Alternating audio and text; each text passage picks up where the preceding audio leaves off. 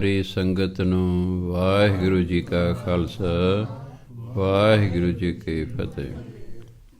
ਸ਼੍ਰੀ ਗੁਰੂ ਗ੍ਰੰਥ ਸਾਹਿਬ ਦੇ ਅੰਗ ਨੰਬਰ 269 ਤੇ 6ਵੀਂ ਅਸ਼ਟਪਦੀ ਸ਼ੁਰੂ ਹੁੰਦੀ ਹੈ। ਹੇਠੋਂ 7ਵੀਂ ਪੰਕਤੀ ਹੈ। ਸ਼ਲੋਕ। ਕਾਮ ਕ੍ਰੋਧ ਅਰ ਲੋਭ ਮੋਹ ਬਿਨ ਸੁਜਾਏ ਅਹਮੇਵ, ਨਾਨਕ ਪ੍ਰਭ ਸ਼ਰਨਾਗਤੀ ਕਰ ਪ੍ਰਸਾਦ ਗੁਰਦੇਵ। ਇਹਨੂੰ ਅਹਮੇਵ ਨਹੀਂ ਪੜ੍ਹਨਾ, ਅਹਮੇਵ ਪੜ੍ਹਨਾ। ਹੰਕਾਰ ਨੂੰ ਕਹਿੰਦੇ, ਸੰਸਕ੍ਰਿਤ ਦਾ ਸ਼ਬਦ ਹੈ ਹੰਕਾਰ। ਅਹਮੇਵ ਆੜੇ ਨੂੰ ਦਿਲਾਵਾਂ ਨਾਲ ਬਿੰਦੀ, ਹਾਹਾ ਮੰਮੇ ਲਾਂ ਬਾਬਾ, ਅਹਮੇਵ। ਹਿੰਦੀ ਦਾ ਸ਼ਬਦ ਹੈ ਅਹਿਮ, ਆੜਾ ਹਾਹਾ ਮੰਮਾ, ਅਹਿਮ। ਹੰਕਾਰ ਨੂੰ ਕਹਿੰਦੇ, ਉਸ ਤੋਂ ਬਣੇ ਅਹਮੇਵ। ਨਾਨਕ ਪ੍ਰਭ ਸ਼ਰਨਾਗਤੀ ਕਰ ਪ੍ਰਸਾਦ ਗੁਰਦੇਵ। ਗੁਰੂਮਾ ਕਹਿੰਦੇ, ਹੇ ਪਰਮਾਤਮਾ ਮੈਂ ਤੇਰੀ ਸ਼ਰਨ 'ਚ ਆਇਆ। ਹੇ ਗੁਰਦੇਵ ਮੇਰੇ 'ਤੇ ਕਿਰਪਾ ਕਰ। ਕੀ ਕਿਰਪਾ ਕਰ? ਕਾਮ ਕ੍ਰੋਧ ਅਰ ਲੋਭ ਮੋਹ ਬਿਨ ਸੁਜਾਏ ਅਹਮੇਵ। ਮੇਰੇ ਅੰਦਰੋਂ ਕਾਮ, ਕ੍ਰੋਧ ਅਤੇ ਅਰਮਨੇ ਅਤੇ ਲੋਭ ਮੋਹ, ਅਹਮੇਵ ਹੰਕਾਰ, ਬਿਨ ਸੁਜਾਏ ਖਤਮ ਹੋ ਜਾਏ। ਹੇ ਪਰਮਾਤਮਾ ਮੈਂ ਤੇਰੀ ਸ਼ਰਨ 'ਚ ਆਇਆ ਹਾਂ। ਮੇਰੇ 'ਤੇ ਪ੍ਰਸਾਦ ਦੀ ਕਿਰਪਾ, ਮੇਰੇ 'ਤੇ ਕਿਰਪਾ ਕਰ। ਕੀ ਕਿਰਪਾ ਕਰ? ਕਿ ਮੇਰੇ ਅੰਦਰੋਂ ਕਾਮ, ਕ੍ਰੋਧ, ਲੋਭ ਮੋਹ ਅਤੇ ਹੰਕਾਰ ਖਤਮ ਹੋ ਜਾਏ। ਇਹ 'ਤੇ ਕਿਰਪਾ ਕਰੋ। ਜਿਹੜਾ ਸ਼ਲੋਕ ਹੈ ਸਾਰੀ ਅਸ਼ਟਪਦੀ ਦਾ ਤੱਤਸਾਰ ਹੁੰਦਾ ਹੈ। ਹੁਣ ਇਹ ਪੰਜੇ ਚੀਜ਼ਾਂ ਖਤਮ ਕਿਵੇਂ ਹੋਣ, ਅੱਗੇ ਗੁਰੂ ਮਹਾਰਾਜ ਦੇ ਢੰਗ ਦੱਸਦੇ ਨੇ। ਅਸ਼ਟਪਦੀ।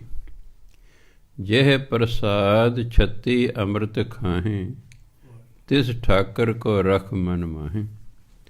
ਜੇ ਜਜਨ ਸੈਰੀ ਹਾ ਜੇ, ਜਿਸ ਦੀ ਪ੍ਰਸਾਦ ਕਿਰਪਾ ਨਾਲ। ਜਿਹ ਪ੍ਰਸਾਦ ਜਿਸ ਦੀ ਕਿਰਪਾ ਨਾਲ 36 ਅੰਮ੍ਰਿਤ ਖਾਹੇ, ਤੂੰ 36 ਪ੍ਰਕਾਰ ਦਾ ਭੋਜਨ ਖਾਂਦਾ ਹੈ।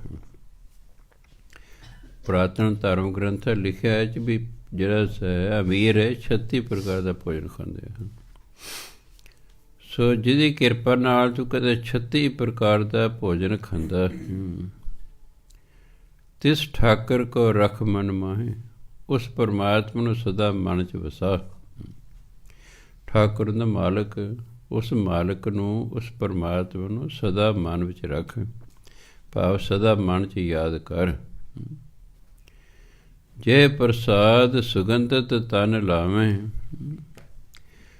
ਹੁਣ ਸਮੱਸਿਆ ਤਾਂ ਇਹ ਹੈ ਕਿ ਮਨੁੱਖ ਨੂੰ ਵਿਸ਼ਵਾਸ ਨਹੀਂ ਆ ਰਿਹਾ ਕਿ ਮੈਂ ਪਰਮਾਤਮਾ ਦੀ ਕਿਰਪਾ ਨਾਲ 36 ਪ੍ਰਕਾਰ ਦਾ ਭੋਜਨ ਖਾ ਰਿਹਾ। ਉਹਨੂੰ ਵਿਸ਼ਵਾਸ ਨਹੀਂ ਹੁੰਦਾ। ਉਹ ਕਹਿੰਦਾ ਮੈਂ ਪੈਸਾ ਕਮਾਇਆ, ਮੈਂ ਪੈਸੇ ਦੀ ਤਾਕਤ ਨਾਲ ਖਾ ਰਿਹਾ ਹਾਂ। ਉਹ ਇਹ ਗੱਲ ਮੰਨਣ ਲਈ ਤਿਆਰ ਹੀ ਨਹੀਂ ਕਿ ਮੈਂ ਪਰਮਾਤਮਾ ਦੀ ਕਿਰਪਾ ਨਾਲ ਖਾ ਰਿਹਾ 36 ਪ੍ਰਕਾਰ ਦਾ। ਜੋ ਇਹ ਗੱਲ ਇਹ ਮੰਨ ਲਵੇ ਤਾਂ ਹੀ ਪਰਮਾਤਮਾ ਨਾਮ ਜਪੇ, ਧੰਨਵਾਦ ਕਰੇਗਾ ਨਾ ਤਾਂ ਵੀ ਸੱਚੇ ਪਾਤਸ਼ਾਹ ਤੇਰੀ ਕਿਰਪਾ ਹੈ। ਉਹ ਤਾਂ ਕਹਿੰਦਾ ਮੈਂ ਤਾਂ ਆਪਣਾ ਕਮਾਨਾ, ਠੀਕ ਹੈ, ਮੈਂ ਅਮੀਰ ਹਾਂ, ਮੈਂ 36 ਪ੍ਰਕਾਰ ਦਾ ਭੋਜਨ ਖਾ ਰਿਹਾ ਹਾਂ। ਉਹਨੂੰ ਇਸ ਗੱਲ 'ਤੇ ਵਿਸ਼ਵਾਸ ਨਹੀਂ ਆਉਂਦਾ, ਗੁਰੂ ਦੀ ਗੱਲ 'ਤੇ, ਕਿ ਕੀ ਵਾਕਈ ਪਰਮਾਤਮਾ ਹੀ ਸਾਨੂੰ 36 ਪ੍ਰਕਾਰ ਦਾ ਭੋਜਨ ਦਿੰਦਾ ਹੈ। ਜੇ ਮਨੁੱਖ ਆਪਣੇ ਯਤਨਾਂ ਨਾਲ 36 ਪ੍ਰਕਾਰ ਦਾ ਭੋਜਨ ਖਾ ਸਕਦਾ ਹੁੰਦਾ ਤਾਂ ਕਰੋੜਾਂ ਲੋਕ ਅੱਜ ਰੋਟੀ ਪੜ੍ਹਨ ਕਿਉਂ ਤਰਸਦੇ? ਉਹ ਨਾ ਕਰ ਲੈਂਦੇ। ਉਹਦਾ ਧੰਨਵਾਦੀ ਹੋਣਾ ਚਾਹੀਦਾ, ਸੱਚੇ ਪਾਤਸ਼ਾਹ ਤੇਰੀ ਕਿਰਪਾ ਹੈ। ਜਿਹ ਪ੍ਰਸਾਦ 36 ਅੰਮ੍ਰਿਤ ਖਾਹੇ, ਜਿਸ ਦੀ ਕਿਰਪਾ ਨਾਲ ਤੂੰ 36 ਪ੍ਰਕਾਰ ਦਾ ਭੋਜਨ ਖਾਂਦਾ ਹੈ। ਤਿਸ ਠਾਕਰ ਕੋ ਰਖ ਮਨ ਮਾਹੇ, ਉਸ ਠਾਕਰ ਦੇ ਨੂੰ ਮਨ 'ਚ ਵਸਾ, ਉਹਦੀ ਯਾਦ ਨੂੰ ਹਿਰਦੇ 'ਚ ਵਸਾ, ਉਹਨੂੰ ਸਦਾ ਯਾਦ ਰੱਖ। ਜਿਹ ਪ੍ਰਸਾਦ ਸੁਗੰਧਤ ਤਨ ਲਾਵੇਂ, ਤਿਸ ਕੋ ਸਿਮਰਤ ਪਰਮਗਤ ਪਾਵੇਂ। ਜਹ ਪ੍ਰਸਾਦ, ਜਿਸ ਪਰਮਾਤਮਾ ਦੀ ਕਿਰਪਾ ਨਾਲ ਤੂੰ ਸਰੀਰ 'ਤੇ ਸੁਗੰਧੀਆਂ ਲਾਉਂਦਾ ਹੈ। ਕੋਈ ਅਤਰ ਛਿੜਕ ਰਿਹਾ ਹੈ, ਕੋਈ ਸੈਂਟ ਛਿੜਕ ਰਿਹਾ ਹੈ, ਕੋਈ ਕੁਛ ਕਰ ਰਿਹਾ, ਕੋਈ ਕੁਛ ਕਰ ਰਿਹਾ। ਜਿਹਦੀ ਕਿਰਪਾ ਨਾਲ ਤੂੰ ਸਰੀਰ 'ਤੇ ਕਈ ਪ੍ਰਕਾਰ ਦੀਆਂ ਸੁਗੰਧੀਆਂ ਲਾਉਂਦਾ ਨਾ, ਤਿਸ ਕੋ ਸਿਮਰਤ ਪਰਮਗਤ ਪਾਵੇਂ। ਉਹਦਾ ਸਿਮਰਨ ਕਰਕੇ ਤੈਨੂੰ ਪਰਮ ਗਤੀ ਪ੍ਰਾਪਤ ਹੋਵੇਗੀ। ਪਰਮ ਗਤੀ ਦੀ ਸਭ ਤੋਂ ਉੱਚੀ ਆਤਮਿਕ ਅਵਸਥਾ, ਉੱਚੀ ਤੋਂ ਉੱਚੀ ਆਤਮਿਕ ਅਵਸਥਾ ਨੂੰ ਕਹਿੰਦੇ ਪਰਮ ਗਤੀ। ਉਹਦਾ ਸਿਮਰਨ ਕਰਕੇ ਤੈਨੂੰ ਫਿਰ ਪਰਮ ਗਤੀ ਪ੍ਰਾਪਤ ਹੋਵੇਗੀ। ਜੇ ਪ੍ਰਸਾਦ ਬਸੈ ਸੁਖ ਮੰਦਰ, ਤਿਸੈ ਧਿਆਏ ਸਦਾ ਮਨ ਅੰਦਰ। ਗੁਰਬਾਣੀ ਜਦੋਂ ਮੰਦਰ ਸ਼ਬਦ ਵਰਤਿਆ ਜਾਂਦਾ, ਇਹ ਸੁੰਦਰ ਘਰ ਲਈ ਵਰਤਿਆ ਜਾਂਦਾ। ਇਹ ਜਿਹੜਾ ਮੰਦਰ ਟੈਂਪਲ ਹੈ, ਜਿੱਥੇ ਪੂਜਿਆ ਜਾਂਦਾ ਸ਼ਿਵ ਜੀ ਹੋਰਾਂ ਦੇਵਤਿਆਂ ਨੂੰ, ਉਹ ਭਾਵ ਇੱਥੇ ਨਹੀਂ ਹੈ। ਸੁੰਦਰ ਘਰ ਤੋਂ ਭਾਵ ਹੈ। ਗੁਰਬਾਣੀ ਦੇ ਸੁੰਦਰ ਮੰਦਰ ਸੈਣੇ, ਜੇਨ ਮਧਿਆ ਹਰ ਕੀਰਤਨ। ਉਹੀ ਘਰ ਸੁੰਦਰ ਹਨ ਜਿਨ੍ਹਾਂ 'ਤੇ ਬੈਠ ਕੇ ਪਰਮਾਤਮਾ ਦੀ ਸਿਫਤ ਸਲਾਹ ਹੁੰਦੀ ਹੈ। ਜਿਸ ਘਰ 'ਚ ਸਿਫਤ ਸਲਾਹ ਨਹੀਂ ਹੁੰਦੀ, ਧਰਮ ਕਹਿੰਦਾ ਤੇ ਭੂਤ ਪ੍ਰੇਤਾਂ ਦਾ ਵਾੜਾ ਹੈ, ਉਹ ਘਰ ਨਹੀਂ ਹੈ। ਉੱਥੇ ਭੂਤ ਪ੍ਰੇਤਾਂ ਦਾ ਵਾੜਾ ਹੈ, ਉੱਥੇ ਭੂਤ ਪ੍ਰੇਤ ਵਸਦੇ ਨੇ, ਉੱਥੇ ਬੰਦੇ ਨਹੀਂ ਵਸ ਰਹੇ ਹਨ। ਸੋ ਤਾਂ ਯਾਦ ਸਾਨੂੰ ਕਰਾ ਰਹੇ ਨੇ, ਜੇ ਪ੍ਰਸਾਦ ਬਸੈ ਸੁਖ ਮੰਦਰ, ਜਿਹਦੀ ਕਿਰਪਾ ਨਾਲ ਤੂੰ ਘਰ ਵਿੱਚ ਸੁਖੀ ਵਸਦਾ ਹੈ। ਤਿਸੈ ਧਿਆਏ ਸਦਾ ਮਨ ਅੰਦਰ, ਉਸ ਨੂੰ ਸਦਾ ਮਨ ਵਿੱਚ ਯਾਦ ਕਰ, ਉਸ ਨੂੰ ਸਦੇ ਮਨ 'ਚ ਧਿਆਉਂਦਾ ਰਹੇ, ਮਨ 'ਚ ਯਾਦ ਕਰਦਾ ਰਹੇ, ਕਿਉਂਕਿ ਉਹਨੇ ਤੈਨੂੰ ਰਹਿਣ ਨੂੰ ਵਧੀਆ ਘਰ ਦਿੱਤਾ ਹੋਇਆ ਅਤੇ ਤੂੰ ਸੁੱਖ ਨਾਲ ਰਹਿ ਰਿਹਾ ਹੈ। ਇਹ ਵਧੀਆ ਘਰ ਹਰ ਇੱਕ ਨੂੰ ਨਸੀਬ ਨਹੀਂ ਹੁੰਦੇ। 18 ਕਰੋੜ ਲੋਕ ਨੇ ਜਿਨ੍ਹਾਂ ਕੋਲ ਹੈ ਹੀ ਨਹੀਂ, ਕੱਚੇ ਕੋਠੇ ਵੀ ਨਹੀਂ ਹੈਗੇ ਹਿੰਦੁਸਤਾਨ 'ਚ, ਝੌਂਪੜੀਆਂ 'ਚ ਰਹਿ ਕੇ ਗੁਜ਼ਾਰਾ ਕਰਦੇ ਹਨ। ਕਰੋੜਾਂ ਲੋਕ ਨੇ ਜਿਨ੍ਹਾਂ ਕੋਲ ਝੌਂਪੜੀ ਵੀ ਨਹੀਂ, ਸੜਕਾਂ ਦੇ ਕੰਢਿਆਂ 'ਤੇ ਸੌਂਦੇ ਨੇ, ਸਟੇਸ਼ਨਾਂ ਦੇ ਪਲੈਟਫਾਰਮਾਂ 'ਤੇ ਸੌਂਦੇ ਨੇ, ਬੱਸ ਸਟੈਂਡ ਦੇ ਸ਼ੈੱਡ ਹੇਠਾਂ ਸੌਂਦੇ ਨੇ। ਹਾਂ, ਜਿਹੜੇ ਪੁਲ ਬਣੇ ਹੋਏ ਨੇ ਉਹਨਾਂ ਦੇ ਹੇਠਾਂ ਸੌਂਦੇ ਨੇ। ਕਰੋੜਾਂ ਲੋਕ ਐਸੇ ਹਨ। ਆਪਾਂ ਤਾਂ ਜੇ ਬਹੁਤੇ ਵੱਡੇ ਸ਼ਹਿਰ 'ਚ ਨਹੀਂ ਰਹਿੰਦੇ। ਜੇ ਗਰੀਬੀ ਵੇਖਣੀ ਫਿਰ ਵੱਡੇ ਵੱਡੇ ਸ਼ਹਿਰਾਂ 'ਚ ਜਾਈਦਾ ਹੈ, ਉੱਥੇ ਪਤਾ ਲੱਗਦਾ ਵੀ ਹੈ ਇੰਨੀ ਗਰੀਬੀ। ਵੱਡੇ ਸ਼ਹਿਰਾਂ 'ਚ ਅਮੀਰੀ ਵੀ ਬੜੀ ਅਤੇ ਗਰੀਬ ਵੀ ਬਹੁਤ ਨੇ। ਪੰਜਾਬ 'ਚ ਨਹੀਂ ਇੰਨੀ ਗਰੀਬੀ ਹੈਗੀ ਜਿੰਨੀ ਹੋਰ ਥਾਵਾਂ 'ਤੇ ਹੈਗੀ। ਇੱਥੇ ਤਾਂ ਬਾਹਰਲੀਆਂ ਸਟੇਟਾਂ ਦੇ ਜਿਹੜੇ ਆਏ ਹੋਏ ਲੋਕ ਨੇ ਉਹੀ ਬਹੁਤੇ ਮੰਗਦੇ ਨੇ। ਪੰਜਾਬ ਦੇ ਇਹਨਾਂ 'ਚ ਬਹੁਤ ਵਿਰਲੇ ਟਾਵੇਂ ਹੁਣ ਨੇ। ਤਾਂ ਸਮਝਾਇਆ ਸਾਨੂੰ, ਜੇ ਪ੍ਰਸਾਦ ਗ੍ਰਹਿ ਸੰਗ ਸੁਖ ਬਸਨਾ। ਗ੍ਰਹਿ ਘਰ ਨੂੰ ਕਹਿੰਦੇ ਨੇ, ਜਿਹਦੀ ਕਿਰਪਾ ਨਾਲ ਤੂੰ ਘਰ ਦੇ ਵਿੱਚ ਸੁਖੀ ਸਾਂਦੀ ਵਸਦਾ ਹੈ। 8 ਪੈਰ ਸਿਮਰੋ ਤਿਸ ਰਸਨਾ, ਰਸਨਾ ਦਾ ਜੀਵ ਨਾਲ, 8 ਪੈਰ ਜੀਵ ਨਾਲ ਉਹਦਾ ਸਿਮਰਨ ਕਰੋ। ਸੋ ਪਰਮਾਤਮਾ ਦਾ ਧੰਨਵਾਦ ਕਰਨ ਦਾ ਧਰਮ ਜੀ ਇੱਕੋ ਹੀ ਢੰਗ ਦੱਸਿਆ, ਉਹਦਾ ਨਾਮ ਜਪੋ, ਬਸ ਇਹੀ ਉਹਦਾ ਧੰਨਵਾਦ ਕਰਨਾ। ਉਹਦੀ ਬਾਣੀ ਪੜ੍ਹੋ, ਉਹਦਾ ਨਾਮ ਜਪੋ। ਜੇ ਪ੍ਰਸਾਦ ਰੰਗ ਰਸ ਭੋਗ, ਨਾਨਕ ਸਦਾ ਧਿਆਈਐ ਧਿਆਵਨ ਜੋਗ। ਜਿਹਦੀ ਕਿਰਪਾ ਨਾਲ ਤੂੰ ਕਈ ਪ੍ਰਕਾਰ ਦੇ ਭੋਗ ਭੋਗਦਾ ਹੈ, ਬੜੇ ਰਸਦਾਇਕ ਪਦਾਰਥ ਖਾਂਦਾ ਹੈ, ਬੜੇ ਰੰਗ ਰਲੀਆਂ ਆਨੰਦ ਮਾਣਦਾ ਹੈ। ਨਾਨਕ ਸਦਾ ਧਿਆਈਐ ਧਿਆਵਨ ਜੋਗ। ਇਹੋ ਜਿਹੇ ਧਿਆਉਣ ਯੋਗ ਪਰਮਾਤਮਾ ਨੂੰ ਸਦਾ ਹੀ ਧਿਆਉਂਦੇ ਰਹਿਣਾ ਚਾਹੀਦਾ ਹੈ। ਜੇ ਪ੍ਰਸਾਦ ਪਾਠ ਪਟੰਬਰ ਹੰਡਾਵੇਂ, ਹਾਹੇ ਤੇ ਟਿੱਪੀ ਲਾ ਕੇ ਬੋਲਣਾ। ਜੇ ਪ੍ਰਸਾਦ ਪਾਠ ਪਟੰਬਰ ਹੰਡਾਵੇਂ, ਤਿਸੈ ਤਿਆਗਤ ਅਵਰ ਲੁਭਾਵੇਂ। ਪਾਟ ਪੱਟ ਰੇਸ਼ਮ ਨੂੰ ਕਹਿੰਦੇ ਨੇ। ਪਟੰਬਰ ਰੇਸ਼ਮ ਦੇ ਬਣੇ ਹੋਏ ਕੱਪੜੇ। ਪਟੰਬਰ 2 ਸ਼ਬਦ ਦਾ ਬਣਿਆ। ਪੱਟ ਅੰਬਰ, ਅੰਬਰ ਕੱਪੜਾ ਹੁੰਦਾ, ਪੱਟ ਰੇਸ਼ਮ ਨੂੰ ਕਹਿੰਦੇ ਨੇ। ਰੇਸ਼ਮੀ ਕੱਪੜੇ ਨੂੰ ਪਟੰਬਰ ਕਹਿੰਦੇ ਨੇ। ਜੇ ਪ੍ਰਸਾਦ ਪਾਟ ਪਟੰਬਰ ਹੰਡਾਵੇਂ, ਜਿਹਦੀ ਕਿਰਪਾ ਨਾਲ ਤੂੰ ਰੇਸ਼ਮੀ ਕੱਪੜੇ ਪਾ ਰਿਹਾ। ਆਪਾਂ ਬਹੁਤ ਕੀਮਤੀ ਕੱਪੜੇ ਪਾਉਣੇ। ਜਿਵੇਂ ਇੱਕ ਵਾਰੀ ਸਰਦਾਰ ਗੁਲਜ਼ਾਰ ਸਿੰਘ ਨੇ ਮੇਰੇ ਕੱਪੜੇ ਪਾਏ ਹੋਏ, ਹੁਣ ਮੇਰੇ ਤਾਂ ਕੋਈ ਕੱਪੜਾ 500 ਰੁਪਏ ਮੀਟਰ ਤੋਂ ਘੱਟਦਾ ਹੈ ਹੀ ਨਹੀਂ ਕੋਈ। ਉਹ ਇੱਕ ਜਨਾਨੀ ਉਹਨੂੰ ਰੋਕ ਕੇ ਪੁੱਛਦੇ ਪਿੰਡਦੇ, ਵੇ ਗੁਲਜ਼ਾਰ ਤੂੰ ਇੰਨੇ ਵਧੀਆ ਕੱਪੜੇ ਕਿੱਥੋਂ ਲੈਣ? ਕਹਿੰਦਾ ਮੈਂ ਜਾਂਦਾ ਗੁਰਦੁਆਰਾ ਸਤਸੰਗ ਭਵਨ 'ਚ, ਉਦੋਂ ਬਾਅਦ ਮੈਨੂੰ ਆਪਣਾ ਕੱਪੜਾ ਸਿਲਾਉਣ ਦੀ ਲੋੜ ਨਹੀਂ ਪਈ, ਉੱਥੋਂ ਮਿਲਦੇ ਮੈਨੂੰ। ਸੋ ਵਧੀਆ ਚੀਜ਼ ਸੀ ਤਾਂ ਹੀ ਅਗਲੇ ਰੋਕ ਕੇ ਪੁੱਛੇ ਕਿੱਥੋਂ ਲੈਣਾ। ਸੋ ਕਿੰਨੇ ਕਿੰਨੇ ਵਧੀਆ ਬੀਬੀਆਂ ਕੱਪੜੇ ਪਾਉਂਦੀਆਂ ਹੁੰਦੀਆਂ ਨੇ, ਭਾਈ ਪਾਉਂਦੇ ਨੇ, ਕੋਟ ਪੈਂਟ ਪਾਉਂਦੇ ਨੇ, ਟਾਈਆਂ ਲਾਉਂਦੇ ਨੇ, ਸਭ ਕੁਛ ਹੈ। ਸੋ ਜਿਹਦੀ ਕਿਰਪਾ ਨਾਲ ਤੂੰ ਰੇਸ਼ਮੀ ਕੱਪੜੇ ਹੰਡਾ ਰਿਹਾ। ਜਿਵੇਂ ਜੁੱਤੀਆਂ ਵਾਲੀ ਦੁਕਾਨ 'ਤੇ ਗਿਆ, ਇੱਕ ਪਰਦਾ ਉਹਨਾਂ ਕੀਤਾ ਸੀ ਖਾਨੇ 'ਤੇ। ਮੈਂ ਜੀ ਇੱਥੇ ਕੀ ਰੱਖਿਆ? ਕਹਿੰਦੇ ਤੇ ਗੁਰਗਾਬੀਆਂ ਬੂਟ ਨੇ। ਮੈਂ ਵਿਖਾਇਓ। ਮੈਂ ਕਿੰਨੇ ਦੇ? ਕਹਿੰਦੇ 50,000 ਤੋਂ ਸ਼ੁਰੂ ਹੁੰਦੇ ਨੇ। ਹਰ ਕੋਈ ਖਰੀਦਦੇ ਹੀ ਨਾ, ਤਾਂ ਹੀ ਰੱਖੇ ਨੇ ਅਗਲੇ ਨੇ। ਕਹਿੰਦੇ 50,000 ਤੋਂ ਸ਼ੁਰੂ ਹੁੰਦੇ ਨੇ।